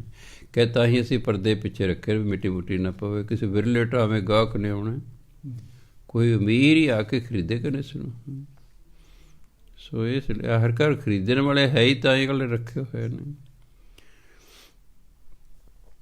ਕਈ ਜਿਹੜੇ ਵੱਡੇ ਸ਼ਹਿਰ ਨੇ, ਦਿੱਲੀ ਬੰਬੇ ਵਰਗੇ, ਉੱਥੇ ਲੱਖ ਲੱਖ ਰੁਪਏ ਦੇ ਵੀ ਮਿਲਦੇ ਨੇ ਜੀ। ਇੱਥੇ ਫਿਰ ਐਡਾ ਕੋਈ ਗਾਹਕ ਹੁੰਦਾ ਨਹੀਂ, ਇਸ ਲਈ ਫਿਰ ਅਸੀਂ ਬਹੁਤਾ ਮਹਿੰਗਾ ਨਹੀਂ ਇੱਥੇ ਰੱਖਦੇ। ਪਰ ਚਲੋ ਮੈਂ 50,000 ਦੇ ਜੁੱਤੇ ਦਰਸ਼ਨ ਤਾਂ ਕਰ ਆਇਆ। ਇੱਕ ਵਾਰੀ ਮੇਰਾ ਮਨ ਬਣ ਗਿਆ ਸੀ, ਮੇਰਾ ਮੈਂ ਲੈ ਚਲੀ ਯਾਰ, ਦੇਖੀ ਜਾਏਗੀ। ਜੇ ਝੱਤ ਮਾਰੇ 45,000 ਸੀ, ਉਧਾਰ ਉਹ ਕਰਦੇ ਨਹੀਂ ਹੈਗੇ। ਕਹੇ ਜੀ ਅਸੀਂ ਤਾਂ ਵਰਕਰ, ਅਸੀਂ ਮਾਲਕ ਨਹੀਂ ਹੈਗੇ। ਸੋ ਜਿਹਦੀ ਕਿਰਪਾ ਨਾਲ ਕਹਿ ਤੂੰ ਰੇਸ਼ਮੀ ਕੱਪੜੇ ਪਾ ਰਿਹਾ ਨਾ, ਤਿਸੇ ਤਿਆਗ ਕਤਾਵਰ ਲੁਭਾਵੇਂ, ਉਹਨੂੰ ਛੱਡ ਕੇ ਹੋਰ ਕਿਸੇ ਪਾਸੇ ਕਿਉਂ ਫਿਰਦਾ ਤੂੰ? ਹੋਰ ਕਿਹੜੇ ਲਾਲਚ 'ਚ ਤੂੰ ਫਿਰਦਾ ਹੈ? ਜਿਹ ਪ੍ਰਸਾਦ ਸੁਖ ਸੇਜ ਸੋਈਜੈ, ਮਨ 8 ਪਹਿਰ ਤਾਕਾ ਜਸ ਗਾਵੀਜੈ। ਜਿਹਦੀ ਕਿਰਪਾ ਨਾਲ ਤੂੰ ਸੁਖ ਦੇਣ ਵਾਲੀ ਸੇਜ 'ਤੇ ਸੁੱਤਾ ਹੈ। ਬੈੱਡ ਨੂੰ ਕਹਿੰਦੇ ਸੇਜ। ਜਿਹਦੀ ਕਿਰਪਾ ਨਾਲ ਸੁਖ ਦੇਣ ਵਾਲੀ ਸੇਜ, ਸੁਖਦਾਈ ਬੈੱਡ 'ਤੇ ਤੂੰ ਪਿਆ ਹੈ। ਮਨ ਹੈ ਮਨਾ 8 ਪਹਿਰ ਤਾਕਾ ਜਸ ਗਾਵੀਜੈ, ਉਹਦਾ 8 ਪੈਰ ਜਸ ਗਾ। ਉਸ ਪਰਮਾਤਮਾ ਦਾ 8 ਪੈਰ ਗੁਣ ਗਾ ਭਾਈ ਉਹਦੇ। ਨਹੀਂ ਤਾਂ ਵਿਚਾਰੇ ਬੁੜਿਆਂ ਨੂੰ ਜਿਹੜਾ ਹੈ ਢਿੱਲੀ ਜਿਹੀ ਮੰਜੀ ਦਿੱਤੀ ਹੁੰਦੀ, ਉਹ ਵੀ ਪੂਰੀ ਕੱਸੀ ਨਹੀਂ ਹੁੰਦੀ। ਪਿੰਡਾਂ 'ਚ ਮੈਂ ਦੇਖਿਆ, ਹਾਂ ਪੂਰੀ ਕੱਸੀ ਵੀ ਨਹੀਂ ਹੁੰਦੀ। ਵਿਚੋਲੇ ਦਾ ਕੀ ਬੁੜਾ ਢਿੱਲੀ ਜਿਹੀ ਮੰਜੀ। ਇੱਥੇ ਦੇਖ 10-10, 15-15, 20-20 ਹਜ਼ਾਰ ਰੁਪਏ ਦੇ ਬੈੱਡ ਹੁੰਦੇ, ਜਿਸ 'ਤੇ ਆਪਾਂ ਪਏ ਹੋਣੇ। ਡਨਲਪ ਦੇ ਗੱਦੇ ਹੁੰਦੇ ਨੇ। ਹਾਂਜੀ, ਤਾਂ ਫਿਰ ਪਰਮਾਤਮਾ ਦਾ ਧੰਨਵਾਦ ਕਰਨਾ ਚਾਹੀਦਾ। ਇਹ ਸ਼ੁਕਰਗੁਜ਼ਾਰ ਮਨੁੱਖ ਉਦੋਂ ਹੁੰਦਾ ਜਦੋਂ ਆਪਣੇ ਤੋਂ ਨੀਵੇਂ ਨੂੰ ਵੇਖੇ। ਜਦੋਂ ਆਪਣੇ ਤੋਂ ਉੱਚੇ ਨੂੰ ਵੇਖਦੇ ਸੜਦਾ ਹੈ। ਸੜਨਾ ਨਹੀਂ ਚਾਹੀਦਾ। ਉੱਚੇ ਨੂੰ ਵੇਖ ਕੇ ਸਭ ਆਪ ਉਚਾਈ ਵੱਲ ਨੂੰ ਜਾਣ ਦੀ ਕੋਸ਼ਿਸ਼ ਕਰਨੀ ਚਾਹੀਦੀ ਹੈ। ਉਹਨੂੰ ਪੁੱਛਣਾ ਚਾਹੀਦਾ ਕਿ ਭਾਈ ਤੂੰ ਕਿਸ ਤਰੀਕੇ ਨਾਲ ਅਮੀਰ ਹੋਇਆ। ਜੇ ਤੂੰ ਗਲਤ ਤਰੀਕੇ ਨਾਲ ਅਮੀਰ ਹੋਇਆ, ਫਿਰ ਤਾਂ ਲੋੜ ਨਹੀਂ ਗਲਤ ਤਰੀਕਾ ਅਪਣਾਉਣ ਦੀ। ਗਲਤ ਦਾ ਗਲਤੀ ਜ਼ਿੰਦਗੀ 'ਚ ਹੁੰਦਾ। ਜ਼ਿੰਦਗੀ ਕਦੇ ਵੀ ਗਲਤ ਤਰੀਕੇ ਨਾਲ ਨਹੀਂ ਕੋਈ ਕੰਮ ਕਰੀਦਾ ਹੁੰਦਾ ਹੈ। ਜਿਵੇਂ ਇੱਕ ਬੱਚਾ ਸੀ ਆਇਆ, ਉਹਦੇ ਪੇਰੈਂਟਸ ਅੱਜ ਆਏ, ਉਹਨੇ ਉੱਥੇ ਜਿਹੜਾ ਹੈ ਸ਼ੈਲਟਰ ਲੈ ਲਿਆ ਅਮਰੀਕਾ ਜਾ ਕੇ, ਰਿਫਿਊਜੀ ਬਣ ਕੇ, ਵੀ ਮੈਨੂੰ ਹਿੰਦੁਸਤਾਨ 'ਚ ਖਤਰਾ ਹੈ ਜੀ, ਮੈਂ ਤਾਂ ਇੱਥੇ ਰਹਿਣਾ ਜੀ। ਮੈਂ ਬਹੁਤ ਭਾਰੀ ਉਸਨੇ ਗਲਤੀ ਕੀਤੀ। ਉਹ ਵਾਪਸ ਨਹੀਂ ਆ ਸਕਦਾ ਸਾਰੀ ਉਮਰ ਇੰਡੀਆ 'ਚ। ਤੁਸੀਂ ਉਹਦੇ ਕੋਲ ਜਾ ਸਕਦੇ ਹੋ, ਉਹ ਨਹੀਂ ਹੁਣ ਤੁਹਾਡੇ ਕੋਲ ਆ ਸਕਦਾ। ਸੋ ਇਸ ਲਈ ਇੱਥੇ ਚੰਗਾ ਭਲਾ ਖਾਣ ਪੀਣ ਨੂੰ ਹੈ, ਤਾਂ ਉਹਦੇ ਧੰਨਵਾਦ ਕਰਨਾ ਚਾਹੀਦਾ। ਸੱਚੇ ਪਾਤਸ਼ਾਹ ਤੇਰੀ ਬੜੀ ਕਿਰਪਾ ਹੈ, ਤੂੰ ਵਧੀਆ ਰਹਿਣ ਨੂੰ ਬੈੱਡ ਦਿੱਤੇ ਨੇ, ਬਿਸਤਰ ਦਿੱਤੇ, ਮੰਜੇ ਦਿੱਤੇ ਨੇ। ਜੇ ਪ੍ਰਸਾਦ ਤੁਝ ਸਭ ਕੋ ਮਨ, ਜਿਹਦੀ ਕਿਰਪਾ ਨਾਲ ਸਾਰੇ ਤੇਰਾ ਆਦਰ ਮਾਣ ਕਰਦੇ ਹਨ। ਇਹ ਨਾ ਸਮਝੋ ਮੇਰੇ ਆਪਣੇ ਗੁਣਾਕਾਰ ਆਦਰ ਮਾਣ ਹੁੰਦਾ। ਜਿਸ ਨੂੰ ਆਪ ਖੁਆਏ ਕਰਤਾ ਖੁਸ ਲੈ ਚੰਗਿਆਈ। ਜਿਹਨੂੰ ਪਰਮਾਤਮਾ ਖੁਆਰ ਕਰਨਾ ਚਾਹੁੰਦਾ, ਉਸ ਤੋਂ ਚੰਗਿਆਈ ਖੋਹ ਲੈਂਦਾ। ਜਿਹਦੀ ਵਡਿਆਈ ਕਰਨੀ ਉਹਨੂੰ ਚੰਗਿਆਈ ਦੇ ਦਿੰਦਾ ਹੈ। ਜੇ ਹਰ ਕਰ ਕਿਸੇ ਗੱਲ ਕਾਰਨ ਕਿਸੇ ਦੀ ਵਡਿਆਈ ਹੁੰਦੀ ਨਾ, ਅੰਦਰ ਕੋਈ ਗੁਣ ਹੈ ਨਾ, ਉਹਦੇ ਕਰਕੇ ਉਹਦੀ ਵਡਿਆਈ ਹੁੰਦੀ। ਅਤੇ ਜੇ ਕਹੇ ਹਾਂ ਜੀ ਇਹ ਤਾਂ ਮੇਰੇ 'ਚ ਆਹ ਗੁਣ ਨਹੀਂ, ਇਹ ਗੁਣ ਪਰਮਾਤਮਾ ਨੇ ਤੇਰੇ 'ਚ ਪੈਦਾ ਕੀਤਾ ਕਿ ਕੋਈ ਚਾਹੁੰਦਾ ਸੀ ਤੇਰੀ ਵਡਿਆਈ ਹੋਵੇ, ਇਸ ਲਈ ਉਹਨੇ ਤੇਰੇ 'ਚ ਗੁਣ ਪੈਦਾ ਕਰਤਾ, ਉਸ ਗੁਣ ਕਰਕੇ ਤੇਰੀ ਵਡਿਆਈ ਹੁੰਦੀ ਹੈ। ਤਾਂ ਕਹਿੰਦੇ ਜੇ ਪ੍ਰਸਾਦ ਤੁਝ ਸਭ ਕੋ ਮਨ, ਜਿਹਦੀ ਕਿਰਪਾ ਨਾਲ ਸਾਰੇ ਤੈਨੂੰ ਮੰਨਦੇ ਹਨ, ਤੈਨੂੰ ਆਦਰ ਮਾਣ ਤੈਨੂੰ ਦਿੰਦੇ ਹਨ। ਮੁਖ ਤਾਕੋ ਜਸ ਰਸਨ ਬਖਾਨੇ, ਰਸਨਾਂ ਦੇ ਨਾਲ ਮੂੰਹ ਰਾਹੀਂ ਉਹਦਾ ਕਹਿੰਦਾ ਜਸ ਕਾ ਵਰਣਨ ਕਰ, ਰਸਨਾ ਨਾਲ ਮੁੱਖ ਨਾਲ ਉਹਦਾ ਜਸ ਵਰਣਨ ਕਰ, ਉਹਦੀ ਵਡਿਆਈ ਕਰ। ਜੇ ਪ੍ਰਸਾਦ ਤੇਰੋ ਰਹਿਤਾ ਧਰਮ, ਮਨ ਸਦਾ ਧਿਆਏ ਕੇਵਲ ਪਾਰ ਬ੍ਰਹਮ। ਕਈ ਵਾਰੀ ਐਸਾ ਸਮਾਂ ਹੁੰਦਾ ਦੁਸ਼ਮਣ ਸਾਡਾ ਧਰਮ ਸਾਡੇ 'ਤੇ ਖੋਹ ਲੈਂਦੇ ਨੇ। ਜਿਵੇਂ ਔਰੰਗਜ਼ੇਬ ਦੇ ਵੇਲੇ ਹਿੰਦੂਆਂ 'ਤੇ ਜ਼ੁਲਮ ਹੋ ਰਿਹਾ ਸੀ, ਉਹਨਾਂ ਨੂੰ ਕਹਿੰਦੇ ਮੁਸਲਮਾਨ ਬਣ ਜਾਓ, ਉਹਨਾਂ ਤੋਂ ਉਹਨਾਂ ਦਾ ਧਰਮ ਖੋਇਆ ਜਾ ਰਿਹਾ ਸੀ। ਉਹਨੂੰ ਕਹਿੰਦੇ ਤੁਸੀਂ ਜਨੇਊ ਨਹੀਂ ਪਾਉਣਾ, ਉਹਨਾਂ ਦਾ ਧਰਮ ਖੋਇਆ ਜਾ ਰਿਹਾ ਸੀ। ਕਹਿੰਦੇ ਜਿਸ ਦੀ ਕਿਰਪਾ ਨਾਲ ਤੇਰਾ ਧਰਮ ਬਚਿਆ ਹੋਇਆ ਨਾ, ਮਨ ਸਦਾ ਧਿਆਏ ਕੇਵਲ ਪਾਰ ਬ੍ਰਹਮ, ਤੂੰ ਸਿਰਫ ਉਸ ਪਰਮਾਤਮਾ ਨੂੰ ਯਾਦ ਕਰ, ਉਹਦੀ ਕਿਰਪਾ ਨਾਲ ਤੇਰਾ ਧਰਮ ਬਚਿਆ ਹੋਇਆ ਹੈ। ਨਹੀਂ ਤਾਂ ਕਈ ਵਾਰੀ ਬੜਾ ਹੁੰਦਾ, ਜਿਵੇਂ ਹਿਟਲਰ ਜਦੋਂ ਆਇਆ ਜਰਮਨੀ ਦੇ ਵਿੱਚ, ਹਿਟਲਰ ਜਿਹੜਾ ਸੀ ਈਸਾਈ ਸੀ, ਈਸਾ ਮਸੀਹ ਵੀ ਈਸਾਈ ਸੀ। ਈਸਾ ਮਸੀਹ ਨੂੰ ਯਹੂਦੀਆਂ ਨੇ ਮਾਰਿਆ, ਕਿੱਥੇ 2000 ਸਨ ਅਤੇ ਕਿੱਥੇ 1931-32 ਦਾ ਸਮਾਂ, ਇੰਨਾ ਸਮਾਂ ਬੀਤ ਗਿਆ ਹੈ। ਹਿਟਲਰ ਕਹਿੰਦਾ ਮੈਂ ਆਪਣੀ ਜਰਮਨੀ ਸਾਰੇ ਯਹੂਦੀ ਮਾਰ ਦੇਣੇ ਨੇ, ਵੀ ਇਹਨਾਂ ਨੇ ਸਾਡੇ ਈਸਾ ਨੂੰ ਮਾਰਿਆ। ਇਹਨੂੰ ਕਹਿੰਦੇ ਬੇਵਕੂਫ, ਵੀ ਹੋਣ ਵਾਲੇ ਯਹੂਦੀਆਂ ਨੇ ਤਾਂ ਨਹੀਂ ਮਾਰਿਆ, ਉਸ ਵੇਲੇ ਦੇ ਨੇ ਮਾਰਿਆ। ਹੁਣ ਮੰਨ ਲਓ ਔਰੰਗਜ਼ੇਬ ਨੇ ਸਾਡੇ ਗੁਰੂ ਮਹਾਰਾਜ ਨੂੰ ਸ਼ਹੀਦ ਕੀਤਾ, ਜਹਾਂਗੀਰ ਨੇ ਸਾਡੇ ਗੁਰੂ ਮਹਾਰਾਜ ਨੂੰ ਸ਼ਹੀਦ ਕੀਤਾ ਮੁਸਲਮਾਨਾਂ ਨੇ। ਹੁਣ ਦੇ ਮੁਸਲਮਾਨਾਂ ਨੇ ਤਾਂ ਨਹੀਂ ਕੀਤਾ। ਸਾਨੂੰ ਹੁਣ ਦੇ ਮੁਸਲਮਾਨਾਂ ਨਾਲ ਤਾਂ ਕੋਈ ਨਫ਼ਰਤ ਨਹੀਂ ਹੋਣੀ ਚਾਹੀਦੀ, ਪਰ ਨਹੀਂ, ਉਹ ਰਾਜ ਕੋਲ ਆ ਗਿਆ, ਕੱਟੜ ਸੀ, ਉਹਨੇ 30 ਲੱਖ ਯਹੂਦੀ ਮਾਰਤਾ। ਦੇਖੋ, ਇੱਕ ਅੱਧਾ ਵੀ ਨਹੀਂ, 30 ਲੱਖ ਯਹੂਦੀ ਮਾਰਤਾ ਨੇ ਆਪਣੇ ਦੇਸ਼ ਦੇ ਵਿੱਚ। ਪਰ ਉਹ ਕੌਮ ਵੀ ਐਸੀ ਸੀ, ਉਹਨਾਂ ਨੇ ਬਾਅਦ 'ਚ ਇਜ਼ਰਾਈਲ ਵਸਾ ਲਿਆ। ਇਜ਼ਰਾਈਲ ਜਿਹੜਾ ਯਹੂਦੀਆਂ ਦਾ ਦੇਸ਼ ਆ, ਇਸ ਵੇਲੇ ਕਿੰਨੀ ਬੱਲੇ ਬੱਲੇ ਇਜ਼ਰਾਈਲ ਦੀ ਹਨ। ਸੋ ਕਈ ਮਨੁੱਖ ਸੋਚਦੇ ਨੇ ਅਸੀਂ ਕੌਮ ਨੂੰ ਹੀ ਖਤਮ ਕਰ ਦਾਂਗੇ, ਐ ਨਹੀਂ ਖਤਮ ਹੋਇਆ ਕਰਦਾ। ਬੀਜ ਨਾਸ ਕਦਰ ਹੀ ਕਿਸੇ ਚੀਜ਼ ਦਾ ਹੋਇਆ ਕਰਦਾ। ਹਾਂ, ਇਹੋ ਜਿਹੇ ਲੋਕ ਸਦਾ ਲਈ ਹਿਸਟਰੀ 'ਚ ਆਪਣੇ ਆਪ ਨੂੰ ਕਲੰਕ ਲਵਾ ਲੈਂਦੇ ਨੇ। ਇਹ ਕਲੰਕ ਹੈ ਕਿੱਡਾ ਵੱਡਾ, ਵੀ ਭਲਿਆ ਮਾਨਸ ਤੂੰ ਰਾਜਾ ਹੈ, ਸਾਰੀ ਪ੍ਰਜਾ ਹੁਣ ਤੇਰੀ ਹੈ। ਬਾਬਰ ਨੂੰ ਵੀ ਤਾਂ ਗੁਰੂ ਨਾਨਕ ਨੇ ਇਹੀ ਸਮਝਾਇਆ ਸੀ, ਕਹਿੰਦੇ ਜਦੋਂ ਤੂੰ ਐਮਨਾਬਾਦ ਨੂੰ ਜਿੱਤ ਲਿਆ, ਹੁਣ ਐਮਨਾਬਾਦ ਤੇਰੇ ਦੀ ਨੇ, ਸਾਰੀ ਪ੍ਰਜਾ ਤੇਰੀ ਹੈ, ਹੁਣ ਤੂੰ ਇਹਨਾਂ ਨੂੰ ਕਿਉਂ ਲੁੱਟ ਤੇ ਮਾਰ ਰਿਹਾ ਹੈ? ਲੜਾਈ 'ਚ ਹੋਰ ਗੱਲ ਹੈ, ਤੂੰ ਜਿੱਤ ਗਿਆ, ਤੂੰ ਹੁਣ ਉਹਨਾਂ ਲੁੱਟਣ ਤੇ ਮਾਰਨ ਦਾ ਹੁਕਮ ਕਰਤਾ ਹੈ, ਤੂੰ ਕਦੇ ਰਾਜਾ? ਕਹਿੰਦਾ ਸਾਰੀ ਪ੍ਰਜਾ ਤੇਰੀ ਹੈ ਹੁਣ। ਸੋ ਇਸ ਲਈ ਇਹ ਮਨੁੱਖ ਜਿਹੜਾ ਹੈ, ਜੇ ਕਿਸੇ ਬੇਵਕੂਫ ਬੰਦੇ ਦੇ ਹੱਥ 'ਚ ਰਾਜ ਆ ਜਾਏ ਤਾਂ ਉੱਥੇ ਪ੍ਰਜਾ ਤੋਂ ਦੁਖੀ ਹੋਣਾ ਲਾਜ਼ਮੀ ਹੁੰਦਾ ਹੈ। ਇਤਿਹਾਸ ਜਿਹੜਾ ਗਵਾਹ ਹੈ ਸੰਸਾਰ ਦੇ ਇਸ ਗੱਲ ਦਾ। ਸੋ ਤਾਂ ਗੁਰੂ ਮਹਾਰਾਜ ਸਮਝਾਉਂਦੇ ਨੇ, ਜੇ ਪ੍ਰਸਾਦ ਤੇਰੋ ਰਹਿਤਾ ਧਰਮ, ਜਿਹਦੀ ਕਿਰਪਾ ਨਾਲ ਤੇਰਾ ਧਰਮ ਬਚਿਆ ਹੋਇਆ ਨਾ, ਮਨ ਸਦਾ ਧਿਆਏ ਕੇਵਲ ਪਾਰ ਬ੍ਰਹਮ, ਤੂੰ ਇਹੋ ਜਿਹੇ ਪਰਮਾਤਮਾ ਨੂੰ ਯਾਦ ਕਰਦਾ ਰਿਹਾ ਕਰ। ਪ੍ਰਭ ਜੀ ਜਬਤ ਦਰਗਾਹ ਮਾਨ ਪਾਵੇਂ, ਦਰਗਾਹ ਫਾਰਸੀ ਦਾ ਸ਼ਬਦ ਹੈ, ਇਹਨੂੰ ਦਰਗਾਹ ਨਹੀਂ ਪੜ੍ਹਨਾ, ਖਿਆਲ ਰੱਖਣਾ। ਜਿਵੇਂ ਗੁਨਾਹ ਲਿਖਿਆ ਗੱਗੇ ਨੂੰ ਕੱਢਣਾ ਹੈ ਗੁਰਬਾਣੀ 'ਚ, ਉਹਨੂੰ ਗੁਨਾਹ ਨਹੀਂ ਪੜ੍ਹਨਾ, ਗੁਨਾਹ ਨਹੀਂ, ਉਹ ਫਾਰਸੀ ਦਾ ਸ਼ਬਦ ਹੈ ਗੁਨਾਹ। ਰੱਖਿਆ ਮੈਂ ਕੀ ਗੁਨਾਹ ਕੀਤਾ ਹੈ। ਜਿਸ ਤਰ੍ਹਾਂ ਉੱਥੇ ਲਿਖਿਆ ਆੜਾ ਲੱਲਾ ਹਾ, ਇਹਨੂੰ ਅੱਲਾਹ ਨਹੀਂ ਪੜ੍ਹਨਾ, ਇਹ ਅੱਲਾਹ, ਇਹ ਅਰਬੀ ਭਾਸ਼ਾ ਦਾ ਸ਼ਬਦ ਹੈ ਅੱਲਾਹ। ਅੱਲਾਹ ਵੀ ਨਹੀਂ ਪੜ੍ਹਨਾ ਇਸ ਨੂੰ। ਹਾਹੇ ਨੂੰ ਔਂਕੜ 'ਤੇ ਇਸ ਲਈ ਲਾਇਆ ਕਿ ਜਿਹੜਾ ਅੱਲਾਹ ਹੈ ਇੱਕ ਵਚਨ ਹੈ ਅਤੇ ਪੁਲਿੰਗ ਹੈ, ਤਾਂ ਕਰਕੇ ਅੱਲਾਹ ਅਲਖ ਨਾ ਜਾਈ ਲਖਿਆ। ਇਸ ਰੱਖਿਆ ਰੱਖਣੇ ਅੱਗੇ ਪਾਠੀਆਂ ਨੇ। ਦਰਗਾਹ ਇਹਨੂੰ ਪੜ੍ਹਨਾ। ਗੁਨਾਹ ਅੱਲਾਹ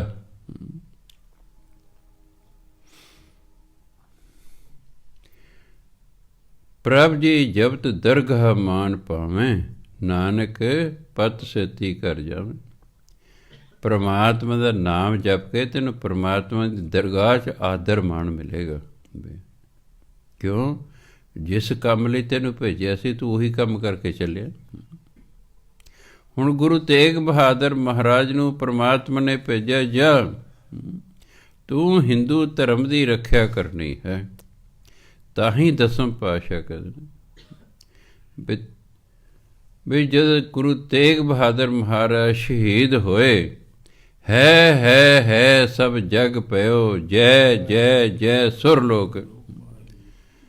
ਸਵਰਗ ਲੋਕ ਦੇ ਜਿਹੜੇ ਦੇਵਤੇ ਨੇ ਉਹਦਾ ਜੈ ਜੈਕਾਰ ਕਰ ਰਹੇ ਵੀ ਹਾਂ ਜਿਸ ਕੰਮ ਲਈ ਤੁਹਾਨੂੰ ਭੇਜਿਆ ਸੀ ਤੁਸੀਂ ਉਹੀ ਕੰਮ ਕਰਕੇ ਵਾਪਸ ਆ ਰਹੇ ਹੋ। ਸੰਸਾਰ ਨੇ ਤਾਂ ਹਾਏ ਕਰਨਾ ਸੀ, ਬਹੁਤ ਮਾੜਾ ਹੋਇਆ, ਬਹੁਤ ਮਾੜਾ ਹੋਇਆ। ਸੋ ਪਰਮਾਤਮਾ ਨੇ ਸਾਨੂੰ ਨਾਮ ਜਪਣ ਭੇਜਿਆ। ਜਦੋਂ ਅਸੀਂ ਨਾਮ ਜਪ ਕੇ ਜਾਵਾਂਗੇ ਫਿਰ ਉੱਥੇ ਆਦਰ ਮਾਨ ਹੋਵੇਗਾ। ਨਾਮ ਜਪਣ ਵਾਲੇ ਦਾ ਇੱਥੇ ਵੀ ਆਦਰ ਮਾਨ ਹੁੰਦਾ, ਉੱਥੇ ਵੀ ਹੋਵੇਗਾ। ਕੰਮ ਜ਼ਿੰਦਗੀ 'ਚ ਉਹ ਕਰੀਦੇ ਜੇ ਲੋਕ ਪਰਲੋਕ ਦੇ ਵਿੱਚ ਆਦਰ ਮਾਨ ਹੋਵੇ। ਮਾਇਆਧਾਰੀ ਦਾ ਆਦਰ ਮਾਨ ਸੰਸਾਰ ਲੋਕ 'ਚ ਹੁੰਦਾ ਪਰ ਪਰਲੋਕ 'ਚ ਨਹੀਂ ਹੁੰਦਾ। ਨਾਮ ਜਪਣ ਵਾਲਾ ਚਾਹੇ ਗਰੀਬ ਹੈ, ਉਹਦਾ ਇੱਥੇ ਵੀ ਆਦਰ ਮਾਨ ਹੈ, ਅਗਲੇ ਸੰਸਾਰ 'ਚ ਵੀ ਆਦਰ ਮਾਨ। ਇਸ ਲਈ ਜਿੱਥੇ ਅਸੀਂ ਸੰਸਾਰਕ ਕੰਮ ਕਰਨੇ ਨੇ, ਨਾਮ ਜ਼ਰੂਰ ਜਪਣਾ ਹੈ, ਬਾਣੀ ਪੜ੍ਹਨੀ, ਨਾਮ ਜਪਣਾ ਹੈ। ਸਾਨੂੰ ਭੇਜਿਆ ਹੀ ਇਸੇ ਲਈ ਗਿਆ ਹੋਇਆ ਹੈ। ਇਹ ਯਾਦ ਰੱਖਣਾ ਹਮੇਸ਼ਾ ਕਿ ਸਾਨੂੰ ਕਾਹਦੇ ਲਈ ਮਨੁੱਖਾ ਜੀਵਨ ਮਿਲਿਆ? ਪਰਮਾਤਮਾ ਦੀ ਪ੍ਰਾਪਤੀ ਲਈ ਮਿਲਿਆ। ਪਰਮਾਤਮਾ ਦੀ ਪ੍ਰਾਪਤੀ ਕਿਵੇਂ ਹੋਏਗੀ? ਉਹਦਾ ਨਾਮ ਜਪ ਕੇ ਹੋਏਗੀ। ਪ੍ਰਭ ਜੀ ਜਬਤ ਦਰਗਾਹ ਮਾਨ ਪਾਵੇਂ, ਨਾਨਕ ਪਤ ਸੇਤੀ ਕਰ ਜਾਵੇਂ। ਕਹਿੰਦੇ ਪਰਮਾਤਮਾ ਦਾ ਨਾਮ ਜਪ ਕੇ ਤੈਨੂੰ ਪਰਮਾਤਮਾ ਦੀ ਦਰਗਾਹ 'ਚ ਆਦਰ ਮਾਣ ਮਿਲੇਗਾ। ਤੂੰ ਇੱਜ਼ਤ ਸਹਿਤ ਪਤ ਸੇਤੀ, ਤੂੰ ਇੱਜ਼ਤ ਸਹਿਤ ਆਪਣੇ ਘਰ, ਜਿਸ ਘਰ ਤੋਂ ਅਸੀਂ ਵਿਛੜੇ ਪਰਮਾਤਮਾ ਦਾ ਘਰ, ਤੂੰ ਇੱਜ਼ਤ ਸਹਿਤ ਆਪਣੇ ਘਰ ਵਾਪਸ ਜਾਏਗਾ। ਜੈ ਪ੍ਰਸਾਦ ਅਰੋ ਕੰਚਨ ਦੇਹੀ, ਲਿਵ ਲਾਵੋ ਤਿਸ ਰਾਮ ਸਨੇਹੀ। ਉਹ ਰਾਮ ਜੋ ਸਾਡਾ ਸਨੇਹੀ ਹੈ।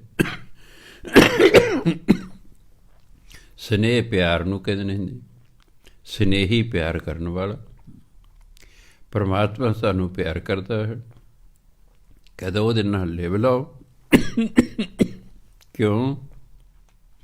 ਜੇ ਪ੍ਰਸਾਦ ਅਰੋ ਕੰਚਨ ਦੇਹੀ। ਕੰਚਨ ਸੋਨਾ ਹੁੰਦਾ।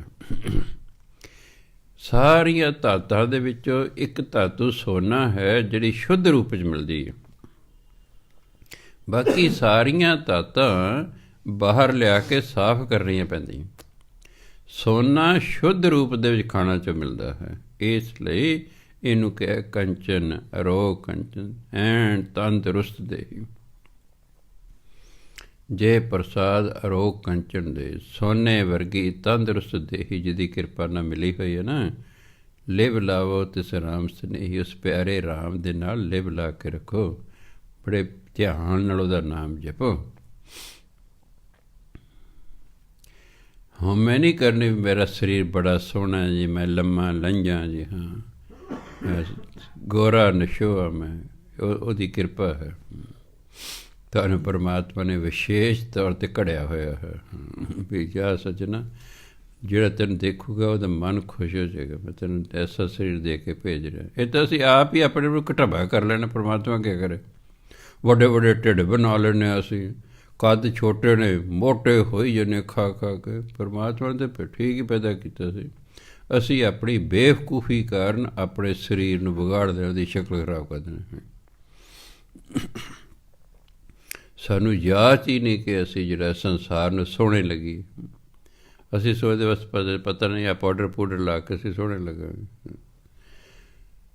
ਇਹ ਪਾਊਡਰ ਬਿੰਦੀਆਂ ਵੀ, ਸੋਹਣੇ ਕੱਪੜੇ ਵੀ ਸੋਹਣੇ ਸਰੀਰ 'ਤੇ ਸੋਹਣੇ ਲੱਗਦੇ ਨੇ, ਘਟਾਵੇ ਸਰੀਰ 'ਤੇ ਸੋਹਣੇ ਨਹੀਂ ਲੱਗਦੇ, ਭਾਵੇਂ ਕਿੰਨੇ ਮਹਿੰਗੇ ਪਾ ਲਓ ਤੁਸੀਂ। ਸਰੀਰ ਨੂੰ ਠੀਕ ਠਾਕ ਫਿੱਟ ਫਾਰ ਰੱਖਣਾ ਹੁੰਦਾ। ਇਹ ਤਾਂ ਇਸ ਤੋਂ ਕੰਮ ਲੈਣਾ ਸੀ, ਪਤਾ ਨਹੀਂ ਕਿੰਨੇ ਸਾਲ ਇਸ ਤੋਂ ਕੰਮ ਲੈਣਾ ਹੈ। ਦੇਖੋ ਤੁਸੀਂ ਆਪਣੀ ਮਸ਼ੀਨਰੀ ਆਪਣੇ ਕੋਲ ਰੱਖੀ, ਉਹਨੂੰ ਸਾਫ਼ ਕਰਦੇ ਰਹਿੰਦੇ ਕਿ ਸਮੇਂ ਧੋਂਦੇ ਰਹਿੰਦੇ ਕਿ ਨਹੀਂ, ਉਹਨੂੰ ਉਹਦੇ ਰਿਪੇਅਰ ਕਰਾਉਂਦੇ ਰਹਿੰਦੇ ਕਿ ਨਹੀਂ, ਡੈਂਟ ਪੈ ਜਾਂਦੇ ਕਢਾਉਂਦੇ ਰਹਿੰਦੇ ਕਿ ਨਹੀਂ, ਉਹਨੂੰ ਤਾਂ ਐਂ ਰੱਖਦੇ ਟਿਪ ਟਾਪ। ਇਸ ਤਰ੍ਹਾਂ ਆਪਣੇ ਸਰੀਰ ਨੂੰ ਵੀ ਟਿਪ ਟਾਪ ਰੱਖਣ ਦੀ ਕੋਸ਼ਿਸ਼ ਕਰਨੀ ਚਾਹੀਦੀ ਹੈ, ਤਾਂ ਜੋ ਤੁਸੀਂ ਆਪਣੀ ਉਮਰ ਨਾਲ ਛੋਟੇ ਲੱਗੋ। ਬਹੁਤ ਸਾਰੇ ਲੋਕ ਨੇ 60 ਸਾਲ ਦੇ ਦੇਖਣ ਨੂੰ 70-75 ਸਾਲ ਦੇ ਲੱਗਦੇ ਨੇ, ਬਹੁਤ ਸਾਰੇ ਲੋਕ 70-75 ਸਾਲ ਦੇ ਲਈ ਦੇਖਣ ਨੂੰ 60-65 ਸਾਲ ਦੇ ਲੱਗਦੇ ਨੇ, ਆਪਣੀ ਉਮਰ ਤੋਂ ਘੱਟ ਲੱਗਦੇ ਨੇ, ਕਿਉਂਕਿ ਉਹਨਾਂ ਨੇ ਆਪਣੇ ਸਰੀਰ ਨੂੰ ਸਾਂਭ ਕੇ ਰੱਖਿਆ ਹੁੰਦਾ। ਉਹ ਫਜ਼ੂਲ ਦਾ ਕੁਝ ਨਹੀਂ ਖਾਂਦੇ ਹੈਗੇ। ਇਹ ਨਹੀਂ ਅਸੀਂ ਅਮੀਰ ਹਾਂ ਅਤੇ ਬਸ ਆਪਣਾ ਥੁੰਨੀ ਜੋ ਮਰਜ਼ੀ ਅੰਦਰ। ਸਗੋਂ ਇਹ ਦੇਖਣਾ ਪਰਮਾਤਮਾ ਸਾਡੇ ਅੰਦਰ ਵਸਦਾ ਹੈ, ਉਹਨੂੰ ਕਿਹੜੀ ਚੀਜ਼ ਪਸੰਦ ਹੈ ਉਹੀ ਸਰੀਰ 'ਚ ਦੇ ਵਿੱਚ ਭੇਜਣੀ ਚਾਹੀਦੀ ਹੈ। ਅੱਗੇ ਕਹਿੰਦੇ ਜੇ ਪ੍ਰਸਾਦ ਤੇਰਾ ਓਲਾ ਰਹਿਤ, ਪਰਦਾ ਰਹਿੰਦਾ ਕਿ ਪਰਮਾਤਮਾ ਪਰਦੇ ਢੱਕੀ ਰੱਖਦਾ। ਤੁਸੀਂ ਪਰਮਾਤਮਾ ਦੀ ਭਜਨ ਬੰਦਗੀ ਕਰੋ, ਅੰਦਰ ਕਈ ਵਾਰ ਤੁਹਾਨੂੰ ਪਤਾ ਹੁੰਦਾ ਮੇਰੇ 'ਚ ਨੁਕਸ ਹੈ, ਪਰ ਸੰਸਾਰ ਨੂੰ ਨਹੀਂ ਪਤਾ ਲੱਗਦਾ। ਕਿਉਂ? ਪਰਮਾਤਮਾ ਕਹਿੰਦਾ ਮੇਰੀ ਭਜਨ ਬੰਦਗੀ ਕਰਦਾ, ਇਹਦੇ ਪਰਦੇ ਢੱਕ ਕੇ ਰੱਖਣੇ ਨੇ। ਜਦੋਂ ਇਹ ਬੰਦਾ ਨਹੀਂ ਹਟਦਾ ਫਿਰ ਪਰਮਾਤਮਾ ਪਰਦੇ ਚੱਕ ਦਿੰਦਾ, ਵੀ ਲੈ ਭਾਈ ਤੂੰ ਮੰਨਦਾ ਤਾਂ ਮੇਰੀ ਹੈ ਨਹੀਂ, ਮੈਂ ਤਾਂ ਬਥੇਰੀ ਕੋਸ਼ਿਸ਼ ਤੇਰੇ ਪਰਦੇ ਢੱਕ ਕੇ ਰੱਖਾਂ। ਜੇ ਪ੍ਰਸਾਦ ਤੇਰਾ ਓਲਾ ਰਹਿਤ, ਜਿਹਦੀ ਕਿਰਪਾ ਤੇਰੇ ਪਰਦੇ ਢਕੇ ਰਹਿੰਦੇ ਨੇ ਨਾ, ਮਨ ਸੁਖ ਪਾਵੇਂ ਹਰ ਹਰ ਜਸ ਕਹਿਤ। ਇਹੋ ਜਿਹੇ ਹਰੀ ਦਾ ਜਸ ਕਹਿਣ ਨਾਲ ਤੈਨੂੰ ਸੁੱਖ ਦੀ ਪ੍ਰਾਪਤੀ ਹੋਵੇਗੀ। ਹਰੀ ਦਾ ਜਸ ਕਰੀ ਜਾ, ਵਾਹਿਗੁਰੂ ਵਾਹਿਗੁਰੂ ਵਾਹਿਗੁਰੂ ਵਾਹਿਗੁਰੂ ਕਰੀ ਜਾ, ਬਸ ਤੇਰੇ ਪਰਦੇ ਢਕੇ ਰਹਿਣਗੇ। ਕਈ ਵਾਰੀ ਪਰਮਾਤਮਾ ਪਰਦੇ ਢੱਕ ਕੇ ਰੱਖਦਾ, ਪਰ ਮਾਨਸਿਕ ਤੌਰ 'ਤੇ ਉਹਨੂੰ ਪਰੇਸ਼ਾਨ ਰੱਖਦਾ ਹੈ, ਤਾਂ ਜੋ ਇਹ ਆਪਣੇ ਕਰਮਾਂ ਤੋਂ ਦੁਖੀ ਹੋ ਕੇ ਉਹ ਛੱਡ ਦੇ ਉਹਦੇ ਕਰਮ ਨੂੰ। ਪਰਦਾ ਤਾਂ ਢੱਕ ਹੀ ਰੱਖਦਾ ਆਪਣੇ ਭਜਨ ਬੰਦਗੀ ਕਰਨ ਵਾਲੇ ਦਾ, ਪਰ ਉਹਨੂੰ ਮਾਨਸਿਕ ਤੌਰ 'ਤੇ ਸੁਖੀ ਨਹੀਂ ਰਹਿਣ ਦਿੰਦਾ। ਨਹੀਂ ਤਾਂ ਉਹ ਫਿਰ ਬੁਰਾਈ ਕਿਵੇਂ ਛੱਡੇਗਾ? ਮੈਂਟਲੀ ਉਹਨੂੰ ਟਾਰਚਰ ਕਰਦਾ ਰਹਿੰਦਾ ਪਰਮਾਤਮਾ, ਵੀ ਛੱਡੇ ਬੁਰਾਈ। ਅਗਰ ਉਹ ਨਹੀਂ ਛੱਡਦਾ ਫਿਰ ਪਰਮਾਤਮਾ ਪ੍ਰਗਟ ਕਰ ਜਾ, ਫਿਰ ਹੁਣ ਸਿੱਧੀ ਜੇਲ੍ਹਾਂ 'ਚ ਜਾਓ। ਹੁਣ ਪਰਦੇ ਚੱਕਦੇ ਨਾ ਰੱਬ ਨੇ, ਬੜੀ ਦੇਰ ਪਰਦੇ ਪਾਈ ਰੱਖੇ, ਪਰ ਜਦੋਂ ਇਹਨਾਂ ਨੇ ਨਹੀਂ ਉਹ ਲੱਛਣ ਛੱਡੇ, ਪਰਮਾਤਮਾ ਕਿ ਚੰਗਾ ਬੱਚਾ ਹੁਣ ਸਾਰੀ ਉਮਰ ਜੇਲ੍ਹਾਂ 'ਚ ਬੈਠੇ ਰਹੋ। ਬੜੀ ਦੇਰ ਪਰਮਾਤਮਾ ਪਰਦੇ ਢੱਕੀ ਰੱਖਦਾ, ਵੀ ਤੂੰ ਹੁਣ ਸੁਧਰ ਜਾ, ਹੁਣ ਸੁਧਰ ਜਾ। ਜਦੋਂ ਫਿਰ ਨਹੀਂ ਸੁਧਰਦਾ ਉਹ ਕਰ ਚੰਗਾ ਚੱਲ ਫਿਰ। ਜੇ ਪ੍ਰਸਾਦ ਤੇਰੇ ਸਗਲ ਛਿਦਰ ਢੱਕੇ, ਛਿਦਰ ਉਹੀ ਤਾਂ ਮੋਰੀ ਹੁੰਦੀ ਹੈ। ਛਿਦਰ ਹਿੰਦੀ ਦਾ ਸ਼ਬਦ ਹੈ ਜਿਹਦਾ ਮਤਲਬ ਮੋਰੀ। ਇਹ 'ਤੇ ਭਾਵ ਹੈ ਨੁਕਸ, ਐਬ। ਜਿਹਦੀ ਕਿਰਪਾ ਨਾਲ ਤੇਰੇ ਸਾਰੇ ਐਬ ਢੱਕੇ ਰਹਿੰਦੇ ਨੇ। ਪਰਮਾਤਮਾ ਢੱਕੀ ਰੱਖਦੇ ਨਾ ਐਬ। ਮਨ ਸ਼ਰਨੀ ਪਰ ਠਾਕੁਰ ਪ੍ਰਭ ਤੱਕ, ਹੈ ਮਨਾ ਇਹੋ ਜਿਹੇ ਪਰਮਾਤਮਾ ਦੀ ਤੂੰ ਸ਼ਰਨ 'ਚ ਆ ਜਾ, ਉਹ ਤੇਰੇ ਐਬ ਢੱਕੀ ਬੈਠਾ, ਆ ਜਾ ਉਹਦੀ ਸ਼ਰਨ 'ਚ। ਜੇ ਪ੍ਰਸਾਦ ਤੁਝ ਕੋ ਨਾ ਪਹੁੰਚੈ, ਮਨ ਸਾਸ ਸਾਸ ਸਿਮਰੋ ਪ੍ਰਭ ਊਂਚੇ। ਜਿਹਦੀ ਕਿਰਪਾ ਨਾਲ ਤੇਰੇ ਬਰਾਬਰ ਹੀ ਕੋਈ ਨਹੀਂ ਹੈ, ਤੇਰੇ ਕੋਈ ਬਰਾਬਰ ਦਾ ਹੀ ਨਹੀਂ ਹੈਗਾ। ਮਨਾ ਹਰ ਸਵਾਸ ਉਦਾਸੇ ਉਸ ਉੱਚੇ ਪਰਮਾਤਮਾ ਦਾ ਸਿਮਰਨ ਕਰ, ਕਿਉਂਕਿ ਪਰਮਾਤਮਾ ਤੈਨੂੰ ਮਹਾਨ ਬਣਾਇਆ, ਤੇਰੇ ਬਰਾਬਰ ਦਾ ਹੀ ਕੋਈ ਨਹੀਂ ਬਣਾਇਆ ਹੈ। ਸੋ ਇਹੋ ਜਿਹੇ ਪਰਮਾਤਮਾ ਦਾ ਸਿਮਰਨ ਕਰਦੇ ਰਹੋ, ਸਾਸ ਸਾਸ ਸਿਮਰੋ। ਜੇ ਪ੍ਰਸਾਦ ਪਾਈ ਦੁਰਲਭ ਦੇ, ਇਹ ਜਿਹੜਾ ਮਨੁੱਖਾ ਜੀਵਨ ਹੈ ਇਹਨੂੰ ਦੁਰਲਭ ਕਿਹਾ ਹੈ, ਕਿਉਂਕਿ ਧਰਮ ਕਹਿੰਦਾ 84 ਲੱਖ ਜੂਨੀਆਂ ਤੋਂ ਬਾਅਦ ਇਹ ਮਨੁੱਖਾ ਜੂਨੀ ਮਿਲੀ ਹੈ।